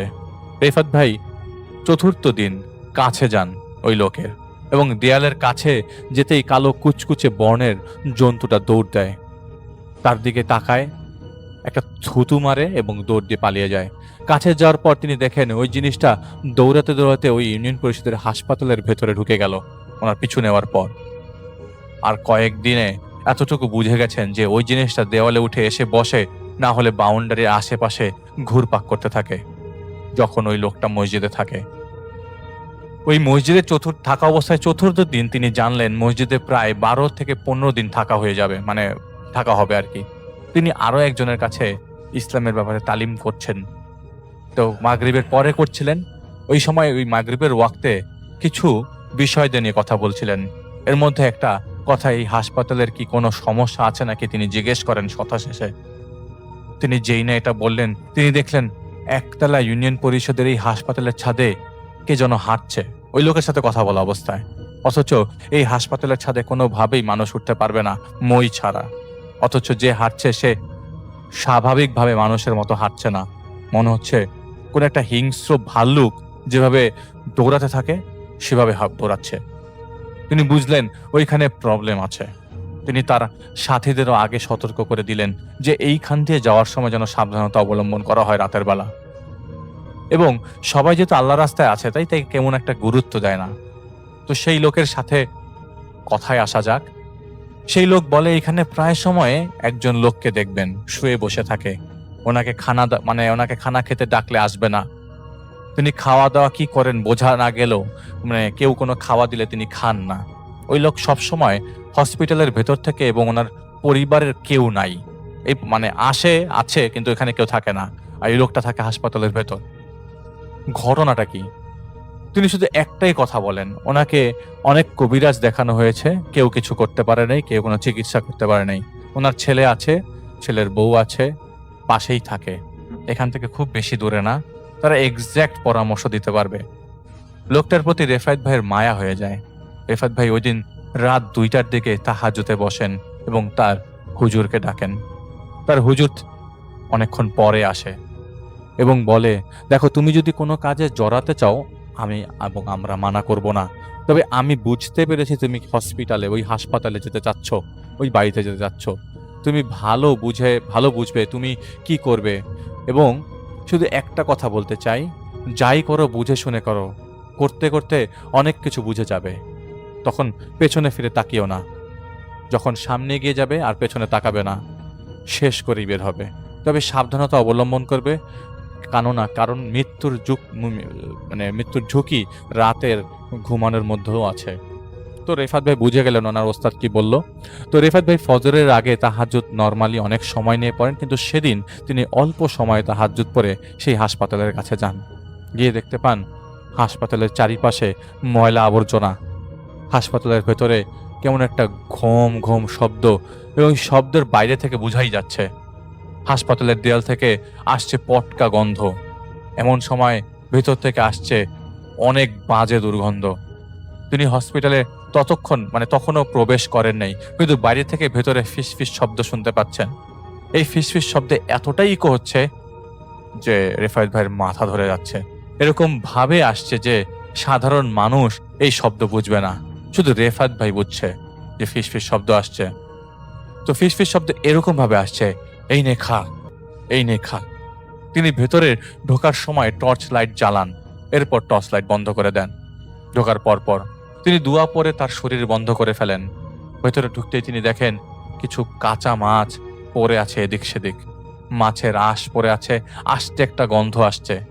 দেখে দেয়াল থেকে বেরিয়ে যা শব্দ আসছে, জোরে জোরে হাসার শব্দ আসছে, অনেক কান্নার শব্দ আসছে। উনি বললেন সিজোফ্রেনিয়া রোগীরা এরকম ফিসফিস শব্দ শুনে থাকে। তিনি যত ভেতরে ঢুকতে থাকেন ততই চিৎকার শুনতে থাকেন। মনে হচ্ছে বন্দি অবস্থায় অনেকেই চিৎকার করছে, চিৎকার করতে করতে মেরে ফেলবে রেফায়েত ভাইকে, এরকম অবস্থা। এই মিলিয়ে এরকম তার 6 জায়গায় ফিল হলো। এর আগেও তিনি এরকম বহু জায়গায় ঢুকেছেন। তিনি বুঝলেন জায়গাটাতে কিছু আছে। এই বুঝতে বুঝতে রেফাত ভাইয়ের শরীরের পাশ থেকে কিছু একটা গেল, মনে হচ্ছে তাকে ভেদ করে চলে গেল, এবং একটা না, অনেকগুলা ভেদ করে পাশের রুমে ঢুকে গেল। তিনি দেখলেন রুমের ভেতরে 7-8 জন কুচকুচে বর্ণের মানুষ। অন্ধকার রুম, চাঁদের আলোতে অনেকটুক স্পষ্ট। ওদের অন্ধকার যেন চাঁদের আলোকেও হার মানায়। অনেকগুলো মাছ পড়ে আছে মেঝেতে, আরে সেই লোকটা মাছগুলো খাচ্ছে। সেই লোক, যে লোকটা মসজিদে নামাজ পড়তে আসে, সে লোকটা কাঁচা মাছ খাওয়া অবস্থায় অনেক জোরে জোরে হাসছে আর কথা বলছে। কথার ভয়েস, কথার ভেতর থেকে যে আসছে সেটা যে ওনার ভয়েস না, এটা বোঝা গেল। তুই এখানে এসছিস কেন? নিজের বিপদ কি নিজে ডাকতে চাস? তোর সাথে আমাদের কোনো সম্পর্ক নাই। ও আমাদের শিকার। এমন কিছু করিস না যাতে তোর ঘাড়ও মটকে যায় আর এই হারামির ঘাড়ও মটকে যায়। ও আমরা না থাকলেই নামাজে যায়। ওকে জ্যান্ত পুঁতে ফেলবো কয়েকদিনের মধ্যে। চিন্তা করিস না, এইখানেই কবর করে ওর কবর হবে। তখন তো তুই থাকবিও না। এখন আসছিস কেন? বাঁচাতে আসছিস নাকি? এই বলতে রেফাত ভাই সেখান থেকে বেরিয়ে যান। আর বেশিক্ষণ থাকলেন না সেখানে। বের হতে তিনি পেছনে লক্ষ্য করে দেখেন জানালা ধরে অনেকে বসে আছে এবং কান্নার শব্দ আসছে। মনে হচ্ছে বিড়াল ঝগড়া করা অবস্থায় যেসব কান্নার শব্দ, সেই কান্নার শব্দগুলো ইকো হয়ে আসছে। তিনি বুঝলেন এখানে ঝামেলাটা ডিফারেন্ট, জানা দরকার। কে আছে এখানে, তাকে এই বিষয়ে বলতে পারবেন। তিনি সেই লোককে পরের দিন আবারও বলেন ঘটনাটা কি। এই আশেপাশে আপনারা কি কেউ ঢোকেন না? এই হাসপাতালের ভেতরে ঢোকেন না? উনি যে ভেতরে থাকে খেয়াল করেন নাই? তখন সেই লোক বলে যে ভাই, আমরা বহুবার চেষ্টা করেছি ওনাকে অনেকবার আনার জন্য। উনি মসজিদেই আসেন মাঝে মাঝে, তবে এখানে গেলে বাজে বাজে গালি দেয়, থুতু দেয়, ছুতু মারে। ওখানে ওনাকে সবাই পাগল বলে। উনি ওইখান থেকে বেরও হন না। এখন ওখান থেকে বের করার দায়িত্ব কেউ নিতেও চায় না। তখন রেফাত ভাই বলেন, আসল ঘটনাটা কার কাছে জানা যাবে? রেফাত ভাই চাইলে ঘটনা আগে থেকেই বের করে ফেলতে পারতেন, কিন্তু তিনি ওস্তাদদেরকে জিজ্ঞেস করেন নাই। তিনি চেয়েছেন তিনি ঘটনাটা জানুক। তার ওস্তাদরা সাথে সাথেই তা, এবং সবকিছু যে সাথে সাথেই বলে ফেলেন তাও কিন্তু না। তিনি খবর নিলেন, এবং এইখানে তার ছেলে থাকে, ছোট ছেলে। বড় ছেলে কথা বলতে চায় না এই বিষয়ে। ছোট ছেলে তার ভিটা বাড়িতেই থাকে। তখন ছোট ছেলেকে পাওয়া যায় খেতে কাজ করছিলেন। উনি কৃষক আর কি। তিনি অন্যের জমিতে কাজ করছিলেন। কাজ করার পর আসরের ওয়াক্ত হয়ে যায়। সেখানে রেফাত ভাই নামাজ আদায় করেন এবং তিনি তার কাছে জানতে চায় আসলে ঘটনাটা কি, তার বাবা ওখানে কেন, কি এমন হয়েছিল ওখানে থাকতে হলো। প্রথমে কিছু না বলতে চাইলে পরে ইতস্তত বোধ করে সেই ছোট ছেলে প্রথমে পরে বলে সবকিছু। সেদিন রাত ছিল রোজার ঈদের 7 দিনের রাত, এবং রেফাত ভাই কিন্তু তাকে আশ্বস্ত করেছে যে তিনি কিছু একটা করতে চান তার জন্য। তো সেদিন ছিল, এটা তার ছোট ছেলের ঘটনা, তিনি বলছেন সেদিন ছিল রোজার ঈদের পরে 7 দিন চলে, 7ম দিন আর কি। সবাই ঘুমাচ্ছে। তখন তার বাবা, তার মা, তিনি তার ভাইয়ের বউ ছিল বাড়িতে। সবাই মিলে একসাথে থাকতো। এখন তার ভাই চরে ঘর তুলেছে, সেখানে থাকে। তাদের জমিতেই থাকে, আর এই বাড়িতে তিনি থাকেন, আর কেউ থাকে না। তো বলে সেদিন রাতের ঘরের সবাই এদিক সেদিক ছোটাছুটি শুরু করে, কারণ তার মার শ্বাসকষ্ট শুরু হয়। তার মার অ্যাজমা ছিল। তখন 3টা বাজে, 3-4 বছর আগের ঘটনা। তার বাবা তখন তার মাকে অসুস্থ অবস্থায় ঢাকায় আনার পরিকল্পনা চলছিল। এমন সময় ঘরের মধ্যে 4 জন লোক প্রবেশ করে। হঠাৎ করে আপনি যদি আপনার পরিবারের কাউকে এরকম মর্মান্তিক অবস্থায় দেখতে পান, এবং ওই সময় যদি অদৃশ্য বস্তু টাইপের 4 জন আপনাদের ঘরে প্রবেশ করে, আপনি কি ফিল করবেন? এদেরকে কখনো কেউ দেখে নাই। তারা চুপ করে তাদের চারপাশে দাঁড়িয়ে থাকে, আর চারিপাশ থেকে শব্দ আসতে থাকে। ঘরের বিছানাটা ভেঙে পড়ে যায়। ওনারা ভয় পেয়ে যায়। তার মার অবস্থা আরো খারাপ হতে থাকে। তারা সবকিছু বাদ দিয়ে রাতের বেলা ভ্যান নিয়ে সেখান থেকে বের হয়ে পড়েন। কিন্তু ভ্যান যতই সামনে যায়, সেই ভ্যান আর এগোয় না। ভ্যান নিয়ে অ্যাটলিস্ট নৌকা ঘাট পর্যন্ত অনেক কষ্টে যাওয়া যায়, তাও অনেক সময় পার হয়ে যায়। তার ভাই ছিল সাথে, তার ভাইয়ের বউ ছিল বাড়িতে। তার ভাইও অনেক কষ্ট করে, কিন্তু কোনো কাজের কাজ হয় না। তারা রাস্তার মাঝেই মারা যায় তার মা। তারা তখন কাঁদছিল, কিন্তু তাদের আশেপাশে কেউ ছিল না যারা খুব তাড়াতাড়ি মুভ করছিল। তার বাবা কাঁদতে কাঁদতে হঠাৎ চোখ মুখ উল্টে পড়ে যায়। মাকে সামলাবে না বাবাকে। ইউনিয়ন পরিষদের সেই হাসপাতালের সেই ছোট্ট হাসপাতালটা খুব বেশি বড় ছিল না, সেই ছোট্ট হাসপাতালের একজন ডাক্তার রেগুলারলি এসে বসতো, সেই ডাক্তারও ছিল। সেই ডাক্তার বলেন যে এখন আর কিছু করার নাই, তিনি মারা গেছেন। রাস্তায় ঢলে পড়েন তিনি, তার ছোট ছেলে। বড় ছেলেটাও অনেক কান্নাকাটি করতে থাকে, কিন্তু এরকম কেন, কি হলো, তারা কিছু বোঝে ওঠার আগে তার বাবা কোনো কথা বলছে না, খালি বলছে এই লাশকে কবর দাও, না হলে ওরা খেয়ে ফেলবে। এই লাশ তাড়াতাড়ি কবর দাও, না হলে ওরা খেয়ে ফেলবে। যাই হোক, বাবার এসবকে তারা তেমন একটা পাত্তা দেয়নি এই মুহূর্তে। তার বাবা তখন লাশের পাশে বসে আছে আর এদিক সেদিক লাশকে গার্ড দিচ্ছে, এরকম অ্যাটিটিউড, এবং খুব ছটফট করছে। তার বাবা কিন্তু খুব আহামরি কথা বলছে না। তারা বুঝছেন যে বাবা পাগলের মতো হয়ে যাচ্ছে। আসলে তার বাবার যে কি হয়েছে সেটা তারা বুঝতে পারছেন না, বুঝতে পারেনও নেই তখন। তখন ফজরের আজান শেষ হওয়া মাত্র তারা লক্ষ্য করে দুজন ছোট ছোট বামন সাইজের লোক তাদের ঘর থেকে বের হয়ে লাশের খাটিয়ার চারপাশে ঘুরপাক খাচ্ছে। খুব জোরে জোরে ঘুরছে, মনে হচ্ছে আনন্দে ঘুরছে। এটা শুধু ছোট ছেলে আর তার বাবা যে দেখেছিল তাদের মুভমেন্ট। তার বাবার মাথা নাড়ানোতে বোঝা যাচ্ছিল যে তার বাবা তাদের মুভমেন্টটা দেখতে পাচ্ছে, কিন্তু তার বড় ভাই আর কেউ, আশেপাশের লোকজন যারা ছিল ওই মুহূর্তে, তারা কেউ দেখছিল না। ছোট ভাই হিসেবে তিনি বুঝতে পারলেন কোনো খারাপ কিছু পাল্লায় পড়েছে তারা। তার বাবা তখনও বলে যাচ্ছে তাড়াতাড়ি কবরে নামাতে হবে, তাড়াতাড়ি কবরে নামাতে হবে। তো সকাল 10টা হয়ে যায় কবর দিতে দিতে। জানাজা পড়ে কবরে তার মাকে নামানোর পরে কবর দেওয়া হয়। কবর দিয়ে চলে আসার পর কবরস্থানের বাউন্ডারির পাশে কয়েকটা কুকুরকে দেখতে পায় তারা, আর কিছু না। এলাকার লোকজন ছিল সবাই সবার মতো, তাদেরকে সান্ত্বনা দিয়ে যে যার বাড়িতে চলে যায়। সন্ধ্যার মধ্যে সবাই চলে যায়। বাড়িতে তারা কয়েকজন মানুষ ছিল। তার বাবার বেশ সম্পত্তি ছিল। তার বাবা মেন্টালি ভেঙে পড়েছে, করেছেন সবাই তাই বলছে। কিন্তু সেদিন রাতের বেলা, রাত 1টার দিকে তার বাবা বলে, আমাকে মাছ দে। কিভাবে দিবি আমি জানি না, আমারে মাছ দে। তো তার বাবাকে মাছের তরকারি দেওয়া হয়। তখন সে বলতে থাকে, না, আমারে কাঁচা মাছ দে, আর সর আমার সামনে থেকে। এত রাতে কি করবে, উনি খুব ছটফট করছে, এবং তার ছোট ছেলে, তিনি ভেবে পাচ্ছেন না। সারা রাত ঘুমানো হয় নাই। একে তো মারা গেছেন তার মা, তার উপরে তার বাবা শুরু করছে এটা। তার বাবার নাম আসলাম, আমি নামটা বলতে ভুলে গেছি।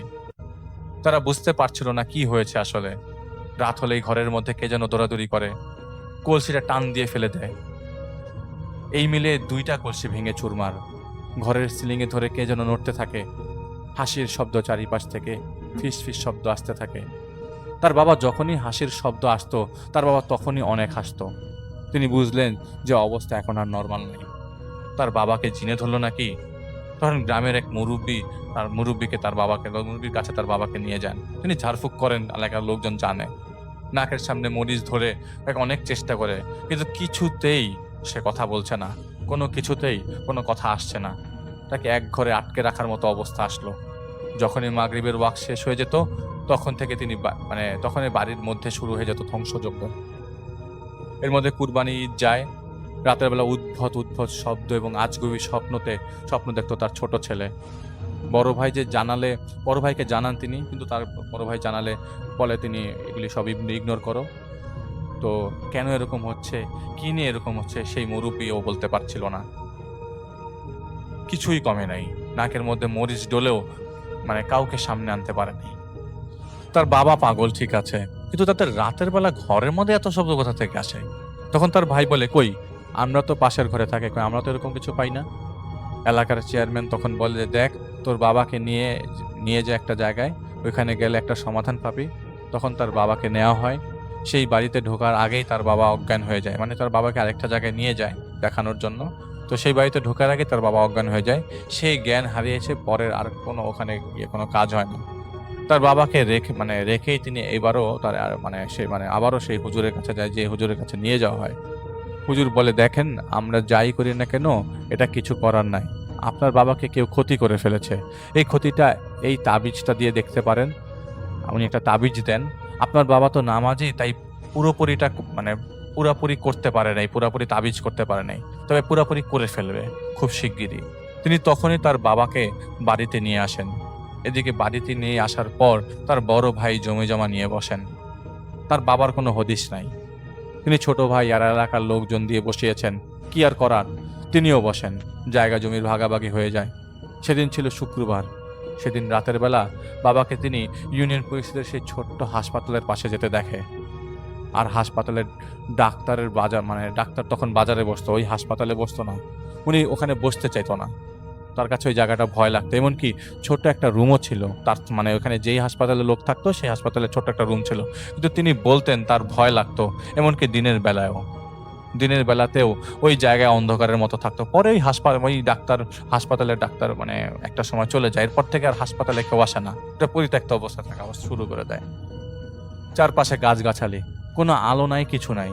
সেই রাতের আলোতে তার বাবা পেছনে হাত দিয়ে নর্মাল মানুষের মতো সেই হাসপাতালে ঢুকে যায়। তিনি পেছনে পেছনে যায়, খুব নর্মালি সেই জায়গায় ঢুকে আর বের হচ্ছিল না। তিনি তার এক পরিচিত ভাইকে এই রাতের বেলা ডাকেন। তার ঘর আবার পাশেই ছিল। ডেকে তার বাবাকে বের করে নিয়ে আসেন। বের করার সময় মনে হলো মাটির নিচ কাঁপছে অনেক জোরে জোরে। বিল্ডিংটা মনে হচ্ছিল নড়বড়ে, এখনই ভেঙে পড়বে। তার বাবা খুব জোরে জোরে গোঙাচ্ছে, অস্বাভাবিকভাবে কাঁদছে। তাকে বোঝানো যাচ্ছিল না একদম। হঠাৎ সেই ডক্টরের যে বিশ্রাম রুম ছিল সেখান থেকে তার মায়ের ভয়েস আসলো। এই ছেলের নাম হারুন। এই হারুন, কই যাস? হারুন, যাইস না, তোর আব্বাকে নিয়ে যাইস না। তার সেই ভাই সেই শব্দ শুনছিল না, কিন্তু তিনি শুনছিলেন। তোর বাপকে নিস না, না হলে পথের ফকির হবি, নইলে তোর ক্ষতি হবে। তার বাবার এই অবস্থা দেখে তার ভাবি চলে যায় বাপের বাড়ি। তার বড় ভাই তখনও তাদের এই সব বিষয় পাত্তা দিচ্ছিল না, একদমই দিচ্ছিল না। তার বাবা এক পর্যায়ে খুব বড় রকমের সমস্যা হয়ে যায়, পাগলের মতো অবস্থা হয়ে যায়। সে হাসপাতালে থাকবেই।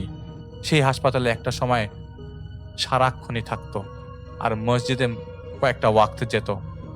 তার হাত পায়ের অবস্থা খুব খারাপ, বাড়িতে তিনি আসতো না। ছোট ভাই বাড়িতেই থাকতো, একা থাকতো, একা একা শুনতো কান্নার শব্দ, যন্ত্রণা পাচ্ছে এরকম কান্না, ফুপিয়ে ফুপিয়ে কেউ কাঁদতো বাড়ির মধ্যে আর কি। তার বাবা তখন ওই হাসপাতালে, কথা বলতে গেলে মসজিদে কথা বলতে চাইতো না। তার বাবার এই অবস্থা, তার এই অবস্থা, জানালার গ্রিল ধরে কেউ দাঁড়িয়ে আছে তার এরকম মনে হতে লাগলো। রাতের বেলা ঘুমালে মনে হতো এই বুঝি কেউ ছুরি চালিয়ে দিবে গলার মধ্যে। একদিন রাতে স্বপ্নে দেখলো 3জন লোক তার পাশে দাঁড়িয়ে আছে, ধারালো ছুরি দিয়ে তার গলা কেটে ফেললো, আর ফিনকি দিয়ে রক্ত গড়িয়ে পড়ছে ঘরের বাইরে। তিনি ঘুমের মধ্যে ফিল করছেন তিনি ব্যথা পাচ্ছেন। ছটফট করতে করতে তার ঘুম ভাঙে। রাতে তিনি নামাজ আদায় করলেন। তিনি যেই না নামাজে দাঁড়ান, সাথে সাথেই কান্নাগুলো দূরে সরে যেতে লাগলো। নামাজ পড়ে খাট পর্যন্ত যেতে আর শক্তি পাচ্ছিলেন না। গন্ধ পাচ্ছিলেন তার ঘরের ভেতরে, খুব বাজে বিশ্রী গন্ধ। এরকম 3 দিন চলার পর তার ভাবি আসে তার বাবার বাড়ি থেকে, এবং সেদিনই জমি তাদের 2 নামের ভাগাভাগি হয়ে যায়। তো ভাগ হওয়ার 1 মাসের মাথায় তিনি তার বড় ভাই তার পরিবার নিয়ে জমির উপরের বাড়ি, যেই জমিটা তার ভাগে পেয়েছে সেই জমির উপর বাড়ি করেন, এবং বাড়ি করে এখানে চলে যান। আর এর মাঝে সেই কান্না, ফুপিয়ে ফুপিয়ে রাতভর কান্না তিনি ঘরের মধ্যে শুনতে থাকলেন। তার ছোট ছেলে যিনি হারুন, তার ভাই নতুন বাড়িতে ওঠার 10 দিন আগে, তিনি বড় ভাই নতুন বাড়িতে 10 দিন আগে আর কি, তিনি ঘুমের মধ্যে ছিলেন। ছোট ভাইটা তিনি দেখতে পান একজন বয়স্ক লোক তার সামনে আসে। আসার পর তার সামনে বসে, অনেকগুলো অসংখ্য মোমবাতি তার সামনে জ্বলছে। সেই মোমবাতিটা একটা সার্কেলে আঁকা, সেটার মাঝখানে 5টা ছাগলের মাথা রাখা, সবগুলো মাথা থেকে জিভ বের করা অবস্থা। তিনি দেখেন এবং দেখতে পান যে ছাগলের মাথাটা তার হাতের মধ্যে দেওয়া হয়, এবং বলা হয় দেখ তো কেমন খেতে। ছাগলের মাথাতে পোকামাকড় যুক্ত। সেদিন রাতে তিনি আর ঘুমাতে পারেন নাই। তার বাবার কোনো খবর নাই। সেই হাসপাতালে তিনি মাথায় যান, এবং হাসপাতাল থেকে তার বাবার কিছুই দেখা যায় না। তার বাবা ভেতরে, তার বাবাকে ঘিরে মানুষজন নানা জল্পনা কল্পনা করছে এলাকার। চিকিৎসা করানোর চেষ্টা করেও কোনোভাবে চিকিৎসা করা যায় না। তার ভাই তার নতুন বাড়িতে যে ওঠেন, সেদিন তার মনে হলো এই বাড়িতে আর কিছুই নাই, আজ রাতে কেউ ডিস্টার্ব করবে না। তাই তার পরিচিত এক ছোট ভাইকে নিয়ে রাতে ঘুমান, এবং প্রায় 1 মাস ভয়ে ভয়ে থাকার পর তার মনে হলো আর সমস্যা নাই। তার বাবা দেয়া জমিতে কাজ করতো আর বাড়িতে এসে টায়ার্ড হয়ে ঘুমিয়ে পড়তো। মাঝে মধ্যে অন্যের জমিতেও কাজ করতো। তিনি একাই ছিলেন, কোনো বিয়ে করেননি তখনও। তার বাবাকে মাঝে মাঝে দেখতে যাইতো, কিন্তু কোনো লাভ হতো না, কারণ তিনি বাবাকে ওখানে আনতে পারতো না। উল্টাপাল্টা কথা বলতো সারাক্ষণ। এলাকার বাচ্চারা মাঝে মাঝে ইটও ছুঁড়ে মারতো। এমন একটা বাচ্চা ইট ছুঁড়ে মেরেছিল তার বাবার জানালাতে, ওই হাসপাতালের জানালাতে। সেই বাচ্চা নাকি পরে পানিতে পড়ে মারা গেছে, কেউ বের করতে পারেনি কি কারণ। এবং ওই বাচ্চাটা নাকি সাঁতারও জানতো। তো এই শোনার পর রেফাত ভাই তার বাবার কাছে আবার যায়, পুরো বাড়িটা দেখে, পুরো হাসপাতালটা দেখে। তার থেকে ওই হাসপাতালের চারিপাশে অনেকগুলো মানুষ ঘুরে, খুব জোরে জোরে চারিপাশে ঘুরছে। মুহূর্তের মধ্যে এটা কেউ দেখেও না। রেফাত ভাই বুঝে গেছে ঘটনাটা কি। তারপর তার ওস্তাদেরকে তিনি বিষয়টা জানান, তার ছোট ছেলের সাথে কথা হচ্ছে সেই বিষয়টা জানান। তখন তার হুজুর বলেন, তুমি ওনার সাথে আবার দেখা করো এবং দেখো কোনো ক্লু পাও কিনা। এরপরে কিছু উনি ওস্তাদরা বলেন যে এরপরে আমি বলবো কি হয়েছে। তিনি ওই হাসপাতালে যান আবার। সেখানে ঢুকতেই সেই আগের মতো কি জানি ভেদ করে রেফাত ভাইয়ের বডি থেকে বের হয়ে যায়। পুরো হাসপাতালটা ঠান্ডা, মনে হচ্ছে শীতকাল, অথচ তখন তাল পাকা গরম। তিনি ঢুকেন শরীর বন্ধ করে। তার দিকে একজন ছায়ার মতো লোক কাছে আসে। মানুষের ন্যায় ছায়া তাকে ইশারা দেয় যে এখান থেকে চলে যাও। মাথা নাড়িয়ে ঢুকতে মানা করে, ঢুকো না। মনে হচ্ছে কোনো চিড়িয়াখানার প্রাণীকে আটকে রাখা হয়েছে। ভেতরে অনেক কালো কালো ছায়া, আর সেই আসলাম সাহেব বসে আছে, চোখ বন্ধ করে বসে আছে। তিনি কাছে গেলেন এবং বললেন, আপনারা কারা, কোথা থেকে এসছেন? ওপাশ থেকে উত্তর আসে না। আবারও জিজ্ঞেস করেন এবং দুয়া কালাম পরে জিজ্ঞেস করা হয়। ওপাশ থেকে উত্তর আসে। আবারও জিজ্ঞেস করে, আসে না আর কি। তিনি আবারও জিজ্ঞেস করেন, আপনারা কারা? এবং খুব কর্কশ গলায় একটা কথা আসে, বলে যে তুই কি করবি, আমরা তোর এত বড় সাহস দেখাচ্ছিস? আমরা কোথা থেকে আসছি, কেন তুই জানতে চাস? তো তিনি বলেন, আপনারা যদি না জানান তাহলে আমি অন্য স্টেপ নিব। তো একটা পর্যায়ে তারা বলেন তারা মেঘালয় থেকে এসছে এবং এই হারামির জান তাদের হাতে, এখান থেকে ভাগ, নাইলে নিজের কথা ভাব, এদিকে আসিস না। অনেকক্ষণ আরো কথাবার্তা হয়, সেগুলো রেফাত ভাই আর বললেন না। সেদিনের মতো সেখান থেকে রেফাত ভাই বাইরে বেরিয়ে পড়েন। বের হবার সময় তিনি আবারও লক্ষ্য করেন অনেকগুলা মানুষ জানালা ধরে বসে আছে। তো রেফাত ভাইয়ের ওস্তাদরা তাকে বলল, এই কন্ডিশন তাদের অনেক আগের প্ল্যান করা, এতদিন যাবৎ টেনেছে এবং প্রায় সময় তার সাথে সাথে ছোট ছেলে, তার যতদিন বড় বাবার হয়েছে ছোট ছেলের হতো। কখনো তোমরা যা দেখবে তা বিলিভ করে ফেলো না। শয়তান তোমাকে যাই দেখাবে তার উল্টোটায় ঘটবে। তার বড় ছেলে বউ প্রায় সময়ই তার বাবার বাড়িতে যেত। সেখানে এক হিন্দু তান্ত্রিকের কাছে তিনি বান মেরেছিলেন পুরো ফ্যামিলিকে। তার মা শ্বাসকষ্টে মারা যান শুধুমাত্র কিছু বাধার কারণে। তার ছোট ভাইয়ের উপরে বান মারা হয়। কিন্তু যে ঝামেলা করতো সবচেয়ে বেশি, আসলাম সাহেবকে সরিয়ে ফেলা হয়, অনেক দূরে নিয়ে যাওয়া হয়। যদিও তিনি কাছে ছিলেন, কিন্তু তিনি কাউকে চিনত না। এর কারণ সুদূর ভারতের এক মন্দির হতে কয়েকজন দেও জিন আসে এখানে ভর করতে। সেই জিনকে পাঠিয়েছিলেন লীলামরা মহারাজ। সেই জিন এখানের কিছু জিনদের আটকে রাখে এবং কাছে যেতে আটকে রাখে মানুষকে ভয় দেখানোর জন্য। এবং মাঝে মধ্যে ওই ভালো জিনগুলা তাকে মসজিদে নিতে হেল্প করতো। আর তারা সন্ধ্যার পর আসতো, সেই সন্ধ্যার পর তিনি আর বেরোতে পারতো না। তার মার কবরের ভেতরে এবং হাসপাতালের পাশে মাটি খুললে 33 পিস কাফনের কাপড় পাওয়া যাবে এবং ছাগলের মাথা পাওয়া যাবে। ওরা এভাবে মারতো না, ওরা স্বাভাবিক উপায়ে তিলে তিলে মারত। 33 পিস কাফনের কাপড়কে পুড়িয়ে দিতে হবে এবং এই ওস্তাদরা তাদের সাথে কথা বলে জিনিসটা বের করেছে। এবং পুড়িয়ে ওর মার জন্য দোয়া পড়াতে হবে কোরআন শরীফ থেকে। কিছু তাবিজ গেড়ে রাখা হয়েছে, সেগুলি বাড়ির পেছনে, সেগুলিকে উদ্ধার করতে হবে। রেফায়েত ভাই কিন্তু তাদের সাথে ডিরেক্টলি এই বিষয় নিয়ে কোনো কথা বলে না। তাদের ওস্তাদরা কথা বলে জিনিসগুলো বের করে নিয়ে আসে। প্রথমে বাড়ির পেছনে তাবিজ পাওয়া যায়, যদিও সেগুলো তেমন শক্তিশালী তাবিজ ছিল না। তার মার কবরের কাছে গেলে দেখা যায় কবরের এক পাশ গর্ত করা, মনে হচ্ছে ইঁদুর গর্ত করে রেখেছে। সেই মাটি চাপা দেওয়া হয়। তার সাথীরা অলরেডি অন্য মসজিদে চলে গেছে। তখনও তিনি ওখানে একা এবং এই কাজ করে যাচ্ছে। তিনি এই কাজ শেষ করে সেখানে যাবেন তার সাথীদের ধরতে।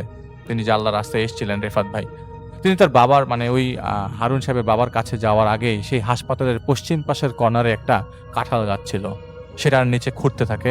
খুঁড়তে করতে কিছু পান না, এবং তার ওই সব জিনিস খোঁড়ার সময় শরীরকে কে যেন আঘাত করতে থাকে, মনে হচ্ছে তার শরীরে কেউ চাবুক পেটা করছে। একসময় অধৈর্য হয়ে গেলে তিনি তার ওস্তাদের হুজুরকে ডাকেন। 2 জন আসে, এসে তাকে নিজ হাত দিয়ে আরও খোঁড়ানোর জন্য হেল্প করে। সেটা নিচ থেকে পাতিল পাওয়া যায়, একটা বড় সড়ো পাতিল পাওয়া যায়। পাতিলের ভেতর থেকে পচা গন্ধ আসছে, একেবারে নাক মুখ ধরে যাওয়ার মতো অবস্থা। পাতিল করে 4টা খাসির মাথা পাওয়া যায়, এবং তার বড় ভাইয়ের কিছু কাপড়ের অংশ এবং ছোট ভাইয়ের কাপড়ের অংশ পাওয়া যায়, এবং কাফনের 32 টুকরা পাওয়া যায়, এবং আরেক টুকরা পাওয়া যায় হাসপাতালের ছাদের উপর। সেই ছাদে প্রথমে উঠে কষ্ট হলেও ওঠা হয়, এবং সেখানে পাওয়া যায় এক লাস্ট পিসটা, এবং ওইটা একটা পিন দিয়ে গাড়া। এটা যখন আগুনে পোড়ানো হয় তখন ওই হাসপাতালের চারপাশ থেকে অনেকগুলো কালো ধোঁয়া বের হয়ে পড়ে। রেফায়েত ভাই দর দর করে ঘামছে তখন। হাসপাতালের ভেতরে আলো জ্বালিয়ে প্রবেশ করা হলে দেখা যায় আসলাম সাহেব অজ্ঞান হয়ে পড়ে আছে। তাকে উঠিয়ে মসজিদে নিয়ে যাওয়া হয়। অনেক রাত যেহেতু বাড়িতে তারা আর যায় না। সকাল হলে আসলাম সাহেবকে এক প্রকার চুপ করেছেন, তার মধ্যে কোনো পাগলামি ছিল না। এর মাঝে আরও কিছু হয়েছে, এবং উনি ওনাকে কোনো কিছু জিজ্ঞেস করলে দেখা যেত উনি খুব অবাক দৃষ্টিতে তাকিয়ে আছেন। তো যেগুলো বলা সম্ভব হচ্ছে না অনেক কিছুই। আসলাম সাহেবকে তার বাড়িতে নিয়ে যাওয়া হয়। বাড়ির ভাগাভাগির বিষয়টা তিনি তখনও জানতেন না। তার টিপসই দেওয়া এমন পর্যন্ত নেওয়া হয়েছে ভাগাভাগির সময়, কিন্তু উনি এইসব বিষয়ে কিছুই অবগত না। রেফাত ভাই সেখান থেকে চলে আসেন। কিভাবে কি করেছে তাদের আর পরে জানানো হয় না। তবে তার ছোট ছেলেকে বলা হয় যে তার ভাবি এইসব কাজ করেছে, এবং সেই লোক যতদিন খবর নিচ্ছিল ততদিন পর্যন্ত ভালো ছিল, কিন্তু তখনও তার মাথার মধ্যে অনেক কিছু ঘুরপাক করছিল। প্রায় 7 মাস লাগে তার চিকিৎসা মানে পুরোপুরি ঠিক হতে আসলাম সাহেবের। এরপর থেকে আর কিছু হয় নাই। তো তিনি একটা কথা বলেছেন যে রাসূলুল্লাহ সাল্লাল্লাহু আলাইহি সাল্লাম বলেছেন, প্রকৃত মুসলমান সেই ব্যক্তি যার জিহ্বা ও হাত থেকে অন্য মুসলমান নিরাপদ থাকে। অপর মুসলমান যাতে কষ্ট পায় এমন কোনো কাজ অন্য মুসলমানের শোভা পায় না। কখনো অজান্তে কাউকে কষ্ট দিয়ে ফেলা যাবে, অথবা কোনোভাবেই জুলুমের শিকার করা দিয়ে যাবে না। একজন সত্যিকার মুসলমান কাউকে কষ্ট দিতে পারে না, এবং কারো কষ্টের কারণও হতে পারে না। তো আল্লাহর কিতাবকে যখন মানুষ ভুলে যায় তখন তারা এসব 2 নম্বরই পদ্ধতি নিয়ে ব্যস্ত হয়ে পড়ে। পীর ধরা, বান মারা, জাদু টোনা করা, এসব চাহিদা মানুষের মধ্যে তখনই আসে যখন তার জীবনে কোরআনের শিক্ষা, আল্লাহর প্রতি বিশ্বাস এবং আল্লাহর সিদ্ধান্তের উপর আস্থায় সবকিছু হারিয়ে যায়। তখন সে তার দুর্বিষহ জীবন থেকে মুক্তি পাওয়ার জন্য এবং মেন্টাল স্যাটিসফ্যাকশনের জন্য মরিয়া হয়ে যায়, এবং এসব জঘন্য পদ্ধতির আশ্রয় নেয়। এখানে একটা সূরার কথা তিনি বলেছেন, সূরা বাকারা আয়াত 102 নম্বর আয়াতে, ফেরেশতা 2 জন মানুষকে কিছু শেখানোর আগে সাবধান করে দিত। আমরা শুধু একটা প্রলোভন, তোমরা কুফরি করো না। কিন্তু তারপরও এদের 2 জনের কাছ থেকে ওরা শিখে নিত কিভাবে স্বামী স্ত্রীর সম্পর্কে ভাঙন করা যায়, পরিবারের সম্পর্ক ভাঙন ধরানো যায়। যদিও কিনা সেটা ব্যবহার করে তারা কারো ক্ষতি করতে পারতো না, যদি না আল্লাহ ইচ্ছা করতেন। তো এইটা ছিল একটি ঘটনা, এবং পরবর্তী সময়ে কিন্তু তার ভাবির সাথে, তার বড় ভাইয়ের সাথে ছাড়াছাড়ি হয়ে যায়, কারণ তার ভাবির সাথে অন্য মানুষের সম্পর্ক হয়ে যায়, যার ফলে ওই সম্পর্ক আর থাকে না। তার তার বড় ভাই তার ভাবিকে পরে তালাক দিয়ে দেয়।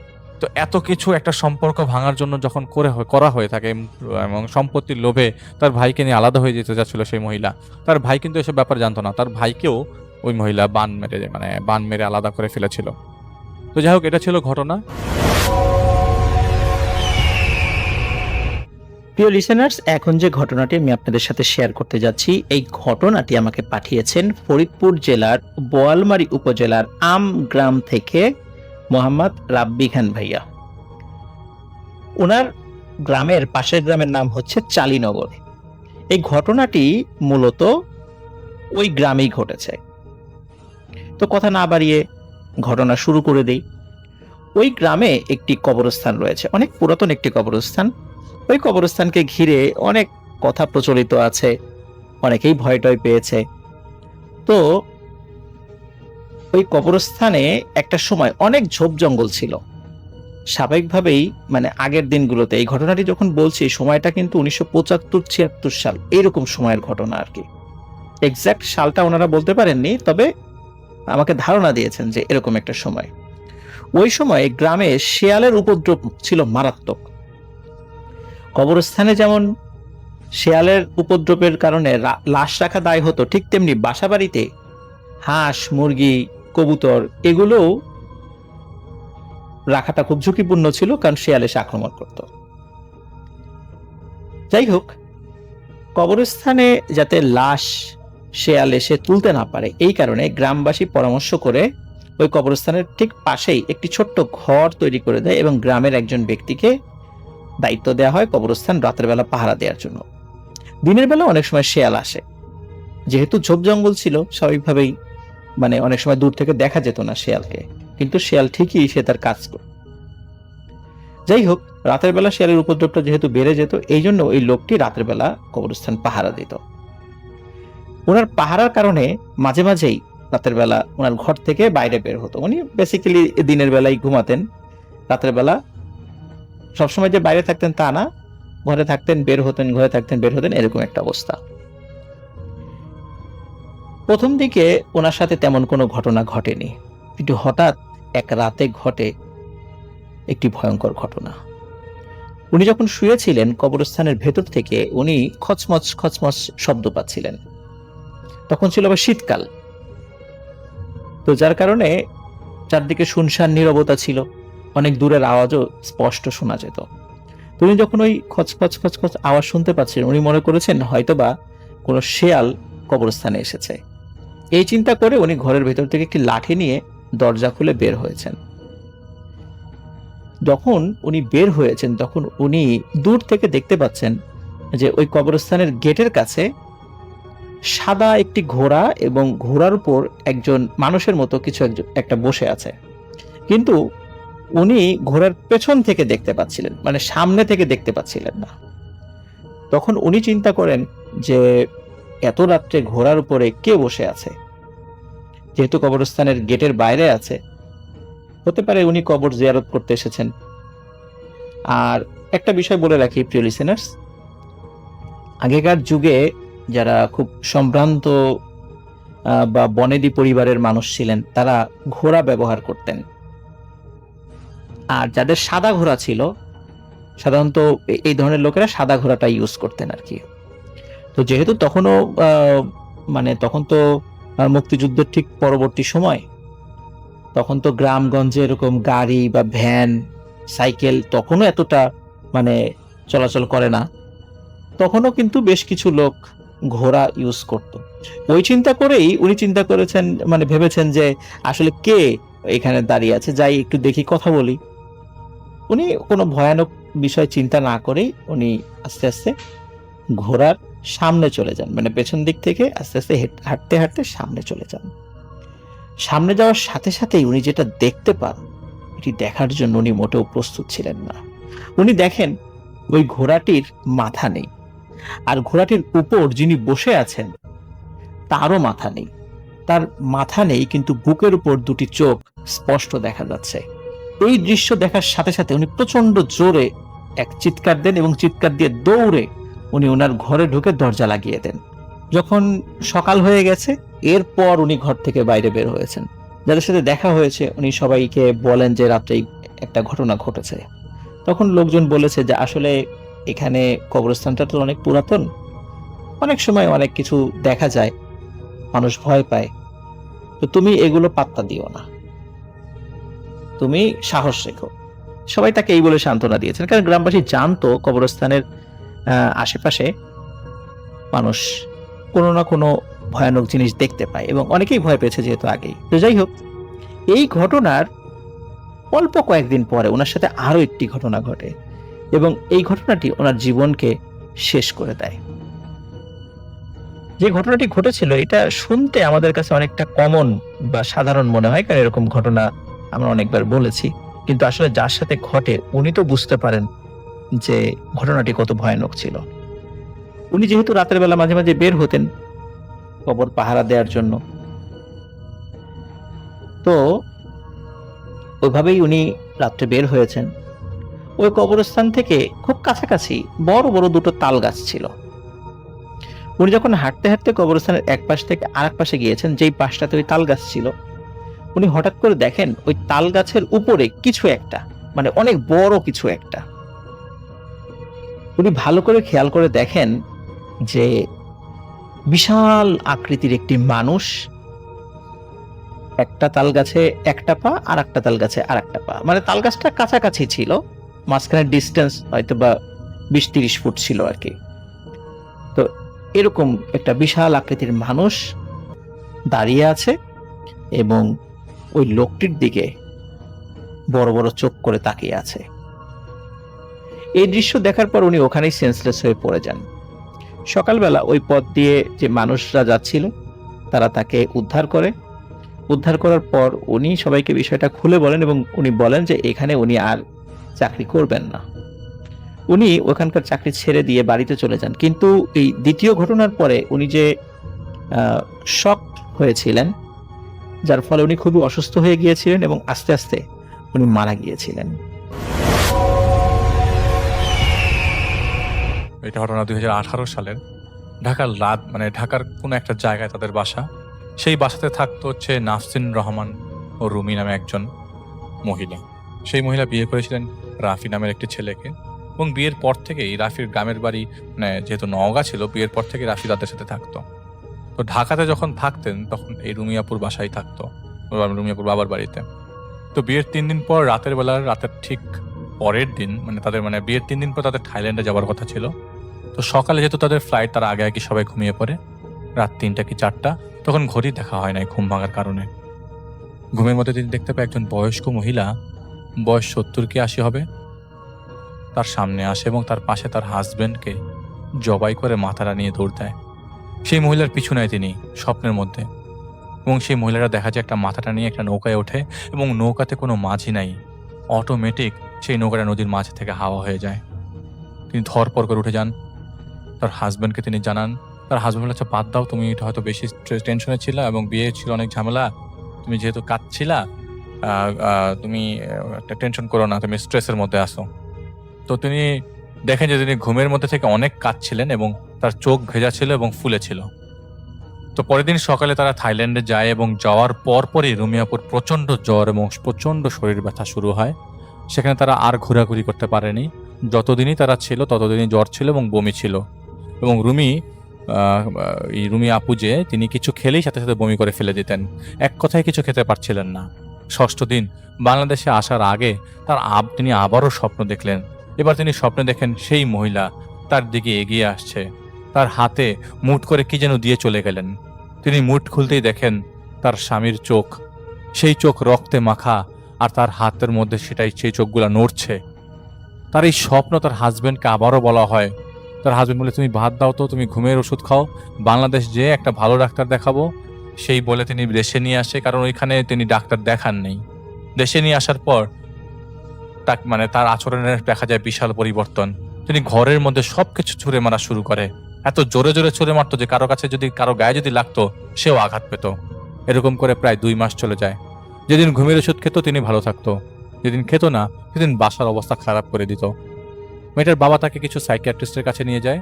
এর মধ্যে একজন সাইকিয়াট্রিস্ট বলে যে তিনি অনেক দিনের স্ট্রেসড ছিল, তাকে বিশ্রাম নিতে হবে।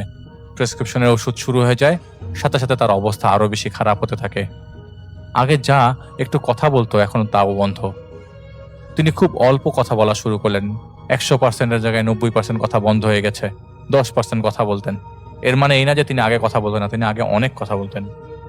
তো যখনই কথা বলতেন কারোর সাথে বাজে ব্যবহার করতেন, এবং সবার সাথেই।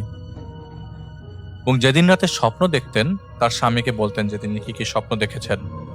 আর তিনি প্রায় সময় একটা নৌকা দেখতেন স্বপ্নে, এবং সেই নৌকা একজন বয়স্ক মহিলাতে নৌকার মধ্যে দেখতেন, এবং সেই মহিলা তার স্বামীর মাথাটা ঠিক নৌকার মাঝখানে রাখত। সেদিন ভোর থেকে গুড়ি গুড়ি বৃষ্টি। ঘুম থেকে উঠে রুমি আপুর বাবা, তার বাবা দেখে ডাইনিং টেবিলের ঠিক মাঝ সিলিনের উপরে পা নিচে মেয়ের মাথা, আর মেইন দরজার সামনে কে যেন দাঁড়িয়ে আছে। তিনি এক চিৎকার দেন, বাসার সবাইকে জড়ো করেন, তার মেয়েকে উদ্ধার করেন। কাছে যেতেই সে অবয়বটা এক দৌড় দিয়ে রান্নাঘরের স্টোররুমের দিকে ঢুকে পড়ে। তার মেয়েকে উদ্ধার করে নর্মাল করে সে স্টোররুমে যেয়ে দেখে যে কেউ নেই। তিনি বাসায় সেদিন একজনের উপস্থিতি বুঝতে পারছিলেন। তার মেয়ে তাদের জানায় রাতের বেলা তিনি ঘুমাচ্ছিলেন, হঠাৎ এই রুমিয়াপুর ঘুম ভাঙে তিনি দেখতে পান পায়ের সামনে কে জানি দাঁড়িয়ে আছে, তার হাতে কিছু একটা। তিনি ঘুমের মধ্যে দেখতে পান দেখে তার এক চিৎকার দেয় তাকে দেখে, কিন্তু স্বামীর সেই চিৎকার শুনতে পায় না। এত জোরে জোরে চিৎকার করছে, অথচ স্বামী কিছুতেই শুনছে না। ধীরে ধীরে সেই জিনিসটা তার কাছে আসে, তাকে টান দিয়ে হ্যাচকা বারান্দা নিয়ে যাওয়া হয়। এরপরে নিয়ে যাওয়া হয় তাদের ছাদে। অন্ধকার ছাদে অনেকগুলো মানুষ রেলিংয়ের উপর দাঁড়ানো। তিনি চিৎকার করছে এবং বলছে, আমাকে ছাড়েন, আমাকে বাঁচাও বাঁচাও বলে বলছে বারবার। রুমিকে বলা হয়, তুই থাম, চিৎকার দিয়ে তুই কিছু করতে পারবি না। তাকে ঝোলানো হয় বাড়ির ছাদ হতে। তিনি বুঝে গেছিলেন তার মৃত্যু অবধারিত, এবং এরকম মৃত্যু তিনি কখনো কাম্য করে নেই। তিনি একসময় ওই ঝুলন্ত অবস্থায় বেহুশ হয়ে পড়ে যান। সকালে তার ঘুম ভাঙে তার বাবার চিৎকারে। তিনি দেখেন তিনি ঝুলে আছেন ডাইনিং স্পেসে। রুমি আপু অনেক রেগুলার অনেক কিছু করতো। ফর এক্সাম্পল, তিনি সাজতে অনেক পছন্দ করতো। এগুলি সবই বন্ধ ছিল। যখন তার অবস্থা খারাপ হতে থাকলো, তিনি দেখা যেত মোস্তাদা দেন, তার চুলগুলো সবসময় এলোমেলো হয়ে থাকতো। কেউ চুলে যদি তেল দিতে চাইতো, স্পেশালি তার মা, তিনি দেখা যেত তেলটা ছুঁড়ে মারছেন। কিন্তু যারা রুমিকে চেনে সবাই একই কথা বলেছে, এটা তো রুমি না, এটা এরকম সে হতে পারে না। এই সমস্যা বাসাতেও শুরু হতে থাকে। দিনের বেলা, রাতের বেলা কেউ না কেউ মাঝে মাঝে কাউকে দরজার সামনে দাঁড়িয়ে থাকতে দেখতো। মেইন দরজার সামনে। বাইরে যাওয়া মানা হয়ে গেল রুমির। তার স্বামীর সাথে রাতের বেলা থাকলেও মাঝে মাঝেই তাকে মোস্তাদা সকালবেলা রান্নাঘরে পাওয়া যেত অথবা স্টোররুমে পাওয়া যেত। একদিন রাতের বেলা পানি খেতে উঠে তার মা, তার বাসার অবস্থা এমনিতেই খারাপ দেখে তিনি বেশ চিন্তিত থাকতেন, আর টিভি ছেড়ে রাতের বেলা 3টা-4টা পর্যন্ত সজাগ থাকতেন। সেদিন রাতে ঘুমাতে অনেক দেরি করেন। রাত 3:30 বাজে। তিনি উঠে পানি খেতে যাবেন, হঠাৎ শুনতে পান বাঁচার আর্তচিৎকার। স্টোর রুম থেকে কে যেন খুব জোরে জোরে চিৎকার করছে, বাঁচতে চাইছে। তিনি রুমে যান, রুমি আপুর বাবাকে ডেকে আনেন। সবার আগে রুমি আপুর যে রুমে ঘুমান সেই রুমের দরজা নক করা হয়। তো ভেতর থেকে কোনো শব্দ আসছে না, মানে বুঝে তারা ঘুমাচ্ছে। তারা হাজব্যান্ড ওয়াইফ তারা দুজনই স্টোর রুমের কাছে যান, এবং স্টোর রুমে যাওয়ার সময় ডাইনিং রুম পড়ে, সেইখানে আবার কাজের মেয়ে ঘুমাচ্ছিল। তারা স্পষ্ট কেউ শুনতে পাচ্ছে, কেউ বাঁচতে চাচ্ছে, জোরে জোরে শব্দ করছে, বিপদে পড়ছে, কিন্তু এই কাজের মেয়েটা কিছু শুনছে না। তিনি সেই রুমে যেতেই দেখেন কেউ নাই, রুমটা খালি, কোনো শব্দ নাই। তারা দুইজনই ভয়ে কাঁপছিল। রুমির মা টেনশনে ছিল রুমির বাবার কিছু হয় কিনা। এভাবে চলছিল, কেউ না কেউ কিছু না কিছু দেখতো। তাদের ফ্ল্যাটে রুমির বাবা মা, রুমির ছোট বোন, তার স্বামী এবং কাজের মেয়ে থাকতো। পাশের ফ্ল্যাটে থাকতো রুমির খালা। এই বাড়িটা রুমির বাবার, সে ডেভেলপার দিয়ে অ্যাপার্টমেন্ট করিয়েছে এবং অনেকগুলো ফ্ল্যাট তার আছে। এর মধ্যে একটা ফ্ল্যাট রুমির খালা কিনেছিল। সেই খালা কিছুদিন পর তার মাকে বলেছে, আপা, তোর বাসায় তো রাতের বেলা এত শব্দ কোথা থেকে আসে? বুঝলাম না, রাত 3টা-4টা তোদের বাসা থেকে অনেক শব্দ পাই, কাহিনী কি? তো রুমির বাবা মা কেউ বিষয়টা খোলাসা করতে চায় না, কারণ জিনিসটা জানাজানি হলে খারাপ হতে পারে। কিন্তু 7ই সেপ্টেম্বর 2018 ওই দিনের কথা তিনি কারো কাছে লুকাতে পারেন নাই। সেদিন রাতের বেলা রুমি ঘুমাচ্ছিল। এমন সময় রুমির বাবা রুমিকে ডাক দেয়, এবং তার বাবা তাকে বলে, তুই কি এই সমস্যা থেকে মুক্তি পেতে চাস? রুমি খুব অবাক হয়ে বলে, বাবা কি বলছো তুমি? তার বাবা তাকে একটা টান দেয় এবং স্টোর রুমের দিকে নিয়ে যায়, এবং তার স্বামীর মাথাটা গাছের গুড়ি যেটার উপরে কসাইরা মাংস কাটে, সেখানে দেহসহ সেই মাথাটা রাখা হয়, এবং এক কোপ দিয়ে রুমিয়াপুর সামনে সেই মাথাটা আলাদা করে দেওয়া হয়। আলাদা করা মাথা থেকে ফিনকি দিয়ে রক্ত বেরোচ্ছে এবং মাথাটা নিচে পড়ে গোঙাচ্ছে, মনে হচ্ছিল রাগে ফোঁস করছে। এই দৃশ্য দেখার পর এবং সারা শরীরে নিজের রক্ত অনুভব করার পর রুমি অজ্ঞান হয়ে পড়ে যায়। সকালে তাকে রান্নাঘর থেকে উদ্ধার করে হাসপাতালে নেওয়া হলে তার ঘাড়ের মধ্যে অনেক দাগ পাওয়া যায়, 5 আঙ্গুলের দাগ পাওয়া যায়, এবং অনেক মাসেলের মধ্যে অনেক স্ট্রেস গেছে বোঝা যায়। তো রুমির মা পরে রুমির খালাকে জানালে তার খালা বিষয়টা জানে, এবং তার বাসায় তার ছেলে মেয়েকে পড়াতে একজন হুজুর আসতো, সেই হুজুরকে তিনি জানান। সেই হুজুর আবার আরেকজনের কথা বলে, এবং সেই হুজুরের সাথে তারা দেখাও করে। তিনিও বেশ লম্বা এবং গম্ভীর স্বভাবের। তিনি তার বাসায় যান, এবং বাসায় ঢোকার সময় তিনি বলেন, আপনাদের বাসায় কেউ আছে, আপনাদের ক্ষতি করতে যাচ্ছে, আমি দেখতে পাচ্ছি। সে খুব অপলক দৃষ্টিতে আপনাদের দিকে তাকিয়ে আছে এবং সবসময় তাকিয়ে থাকে। আপনারা সাবধানে থাকবেন। আমি এই গ্লাসে পানি পরে দিচ্ছি, 7 দিন এই পানি আপনারা ছিটাবেন, সবাই নামাজ পড়বেন।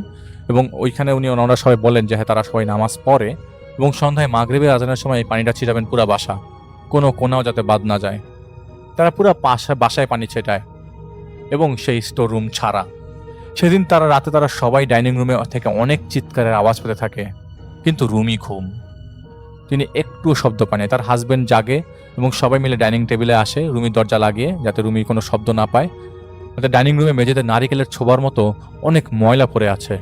সবাই সজাগ, কি হয়েছে? শব্দ আসতে থাকে সবার পাশের স্টোর রুম থেকে, একের পর এক শব্দ। কে যেন কাকে মেরে ফেলছে, কর কর কর কর শব্দ হচ্ছে, মনে হচ্ছে রক্ত পড়ছে ফিনকি দিয়ে। কে যেন স্টোর রুমের ভেতর মারা যাচ্ছে। তারা সবাই স্টোর রুম খুলে দেখে রুমি পড়ে আছে, চারিপাশে শুকনা রক্ত, রুমির পিঠে জমাট বাঁধা রক্ত। কিন্তু রুমি বেহুশ, তাকে হাসপাতালে নিয়ে যাওয়া হয়। যেতে যেতে রুমির স্বামী বলল, আমি মাত্র রুমের মধ্যে দেখে আসলাম রুমিকে ঘুমাচ্ছে, এখন কি একটা অবস্থা। আর সবাই খুব কাহিল অবস্থা। রুমির হুঁশ আসলে রুমি বলে তিনি আবারও সেই নৌকা স্বপ্ন দেখেছেন। সেই নৌকায় কোনো মাঝি নেই এবং তিনি একটি তীরে দাঁড়িয়ে আছে। নৌকা থেকে সেই বয়স্ক মহিলা তার পেটে হাত ঢুকিয়ে দেয় এবং একটা বাচ্চা তার পেট থেকে বের করে নিয়ে আসে। তার পেট থেকে অনেক রক্ত আসে, তিনি রক্ত বমি করতে থাকে এবং তার পেট থেকে যে বাচ্চা নিয়ে আসে সেই বাচ্চা তার স্বামীর মাথাসহ নৌকার ঠিক মাঝে নিয়ে চলে যায়। তিনি কোথায় যায় কেউ জানে না। কাঁদতে কাঁদতে তীরে রুমি বেহুশ হয়ে পড়ে। পরে হাসপাতাল থেকে ঘুম পাড়িয়ে দেওয়া হয়। হাসপাতালে তার ঘুম মানে যখন বেশে তার হুঁশ ফেরে, তখন একটা বেড ভাড়া করে এক রাত থাকে এবং পরের দিন দুপুরে তারা বাসায় আসে। এদিকে বাসায় এসে শোনে আরেক এলাহি কাণ্ড। বাসায় যখন তারা রুমিকে নিয়ে হাসপাতালে গিয়েছিল, তখন এই স্টোররুম থেকে ধস্তাধস্তি এবং মারামারির শব্দ, কে জানি কাকে মারছে, জবাই করছে এরকম শব্দ। রুমির ছোট বোন, সেই কাজের মেয়ে, পরে তার খালার বাসায় চলে যায়। হাসপাতালে টেস্ট করানোর পর রুমির প্রেগনেন্সি ধরা পড়ে 3 মাস। এদিকে 7 দিন পর সেই হুজুর আসে। হুজুর এসে, যে হুজুরটা তারা কথা বলেছিল, হুজুর এসে তাদের ডাইনিং রুমে বসে এবং দরজার দিকে তাকিয়ে থাকে। তখন রুমির বাবা বলছে, কি হয়েছে হুজুর, আমাদের বাসায় এই সমস্যা কেন? আমার মেয়ে এরকম পাগলের মতো হয়ে যাচ্ছে, আমরা সবাই পাগলের মতো হয়ে যাচ্ছে, ঘটনা কি? আমার বিজনেসের অবস্থা খুব খারাপ, আমি কোথাও যেতেও পারছি না। হুজুর বলে, আপনি এক কাজ করেন, আপনার মেয়েকে নিয়ে আসেন। তো উনি 2টা কবুতরের ব্যবস্থা করতে বলেন, 2টা সাদা কবুতর। এবং ওই মুহূর্তে তারা বাজার থেকে 2টা কবুতর কিনে নিয়ে আসে। একটা কবুতর প্রথমে হাতের মাঝখান দিয়ে টান দিয়ে নিয়ে আসতে আঙ্গুলের কাছাকাছি আসার সাথে সাথেই মারা যায়। এটা একটা জ্যান্ত কবুতর, সাথে সাথে মৃত হয়ে যায়। এটা ছিল রুমির স্বামীর অবস্থা। এবং দ্বিতীয় কবুতর আবারও রুমির হাতের মাঝখান থেকে টেনে আনার পর, আঙ্গুলের কাছাকাছি আসার পর কবুতরটা মারাও যায় এবং মারা যাওয়ার সাথে সাথে কার বর্ণ ওই সাদা কবুতর কালো হয়ে যাচ্ছে, একদম শক্ত হয়ে গেল। তিনি বললেন, খুব খারাপ জিন আপনার মেয়ের সাথে আছে, কেউ মারা যাবার অপার সম্ভাবনা। তিনি আরো কিছু দোয়া করে বাসা বন্ধ করে যান এবং অন্য কারো খোঁজ করতে বলেন। তিনি আসলেই তাদের সাহায্য করতে, যিনি আসলে তাদের সাহায্য করতে পারবেন। যেই না তিনি বাসা থেকে বেরিয়ে যান, সেদিন রাতের অবস্থা আরো বেশি খারাপ হয়ে যায়। এবার সবাই সে অবয়ব দেখতে পাচ্ছেন, কিন্তু অবয়বটা একবার স্টোররুম থেকে অন্য রুমে, আবার স্টোররুমে ফিরে আসে। এই অবস্থা উনি যাওয়ার পর থেকেই। একদিন এক মসজিদে কথা হয়েছিল রেফায়েত ভাইয়ের সাথে, ওই বাসার এক কেয়ারটেকারের। তারা একটা মসজিদে কয়েকদিন ছিলেন। তিনি রুমির বাবাকে বলেন তার কথা, রেফায়েত ভাইয়ের কথা। সেই সুবাদে তাকে ফোন করা হয়, ফোন আলাপ করা হয়। ফোনে কথা বলার সময় রেফায়েত ভাই একটা ফিস ফিস টাইপের শব্দ শুনতে পাচ্ছিলেন, কিন্তু কিছু বললেন না। তিনি বললেন তিনি যাবেন তাদের বাসায়, 3 দিন দেরি হবে। কিন্তু তাদের অবস্থা এতটাই খারাপ ছিল যে রেফাত ভাই পরের দিনই আসরের ওয়াক্তে সেই বাসায় যায়। রেফাত ভাই বাসায় ঢুকে ঢোকার সাথে সাথেই বাসায় গেটের বাইরে একজন হাত নেড়ে ইশারা দেয়, ইশারা নিয়ে তাকে বাইরে চলে যেতে বলে। তো রেফাত ভাই বাসায় ঢুকে জিজ্ঞেস করে, আপনাদের বাসায় কে কে আছে? আর একটু কথা বলে রাখি, যে ইশারাটা দিচ্ছিল সেটা একটা মেয়ে। তো বলতে বলতে বলে যে সবার নামে, সবার পরিচয় দিতে দিতে ওই সময় রুমের মধ্যে রুমি প্রবেশ করে, আর তার বাবা তাকে পরিচয় করে দেয়, এটা আমার মেয়ে রুমি। রেফাত ভাই বলেছেন বাসায় ঢোকার সময় একটা মানুষের ন্যায় একদম তাকে ঘরের ভেতরে ঢোকার আগে ইশারা করে চলে যেতে বলেছিল। এটা সেই মেয়েটা। তিনি সবার সাথে কথা বলতে বলতে দেখেন স্টোররুম থেকে কেউ বের হয়ে আবার ওখানে চলে গেল। তিনি স্টোররুমের দিকে ঢুকতেই বাজে বিশ্রী গন্ধ পাওয়া শুরু করলেন। তিনি জিজ্ঞেস করলেন, স্টোররুম কি আপনারা পরিষ্কার করেন না, এত গন্ধ কেন? তখন সবাই বলে, আপনি ওখানে গন্ধ পাচ্ছেন, পাশের বাসায় আমার বোনও পেয়েছে, কিন্তু আমরা পাই না, আমরা কোনো গন্ধ পাই না। রেফাত ভাই কিছু দোয়া পড়ে তাদেরকে নামাজের সময় সেসব দোয়াগুলো পড়তে বলে সে বাড়ি থেকে বের হয়ে যান। বললেন পরের দিন আসবে। পরের দিন রেফাত ভাই সেই বাসায় যান রাত 10টা নাগাদ।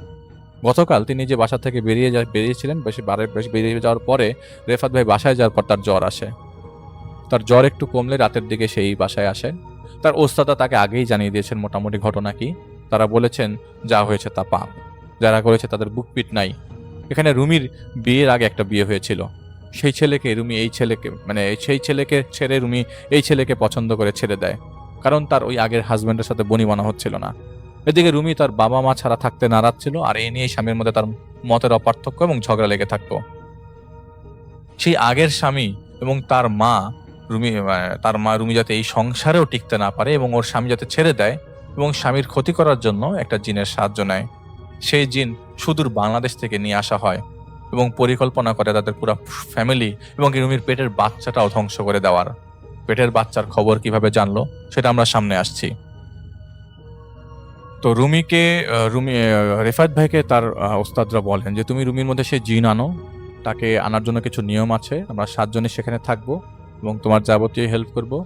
তুমি রুমিকে ডেকে তাকে রুমিকে ডেকে আর বসাবা এবং বসানোর সময় দেখা গেল যে তাকে নর্মাল লাগছিল, কিন্তু রুম অন্ধকার করে তার ভেতরে সেই জিন আনা হলো। সেই জিনকে পরে স্বীকার করানো হয় এবং ঘটনা কি জানতে চায়। সেই জিন বলে তাকে একটা পাঠা বলির মাধ্যমে আনা হয় এবং এইসব কাজ করানো হয়। তাকে দায়িত্ব দেওয়া হয় রুমের স্বামীকে মেরে ফেলতে এবং তার বাচ্চাকে মেরে ফেলতে। সেই সুবাদে সেই জিনের সাহায্যে একটা পুতুল জিন একজনের সাহায্যে একটা পুতুল তাদের বাসার স্টোররুমে রাখে এবং এই লোক কাজটা করে তাদের বাসায় গৃহপরিচারিকা। সেই মেয়েটা থাকতো আগের বাসাতে, সেখানে সেই মেয়ে তার সাথে আসে বলে ওই কাজের মেয়েটা ওই আগের বাসাটা তার পছন্দ হচ্ছিল না, কিন্তু মেয়েটাকে এনেছিল আগের শ্বশুরবাড়ির লোকজনই। তো তার সাথে এই বাসায় চলে আসে, কিন্তু কাজ করতো তিনি টাকার বিনিময়ে ওদের কথায়। সেই মেয়ে একটা পুতুল তাদের স্টোর রুম রেখেছে, সেই পুতুলে সূচ বাঁধা আছে। সেই পুতুলে কিছুদিনের মধ্যে মাটিতে পুঁতে ফেলা হতো এবং ধীরে ধীরে পুতুল মিশে যেত এবং তার বাচ্চা সহ স্বামীও মারা যেত। তো রেফাত ভাইয়ের ওস্তাদরা বলে তোমাকে এই পুতুলটা নিতে হবে এবং পুড়িয়ে ফেলতে হবে এবং তুমি পরে রুমির চুল, নখ এবং আর ওই জিনটাও বলছে যে রুমির চুল, নখ, জামার কাপড়, রুমির রক্তে ভেজা কাপড়, রুমির স্বামীর কাপড়, রুমির বাবার কাপড় একটা পুটলিতে রাখা এবং সেই পুটলিটা রুমিদের স্টোর রুমের উপর একটা ছোট্ট বাক্স আছে, সেই বাক্সে।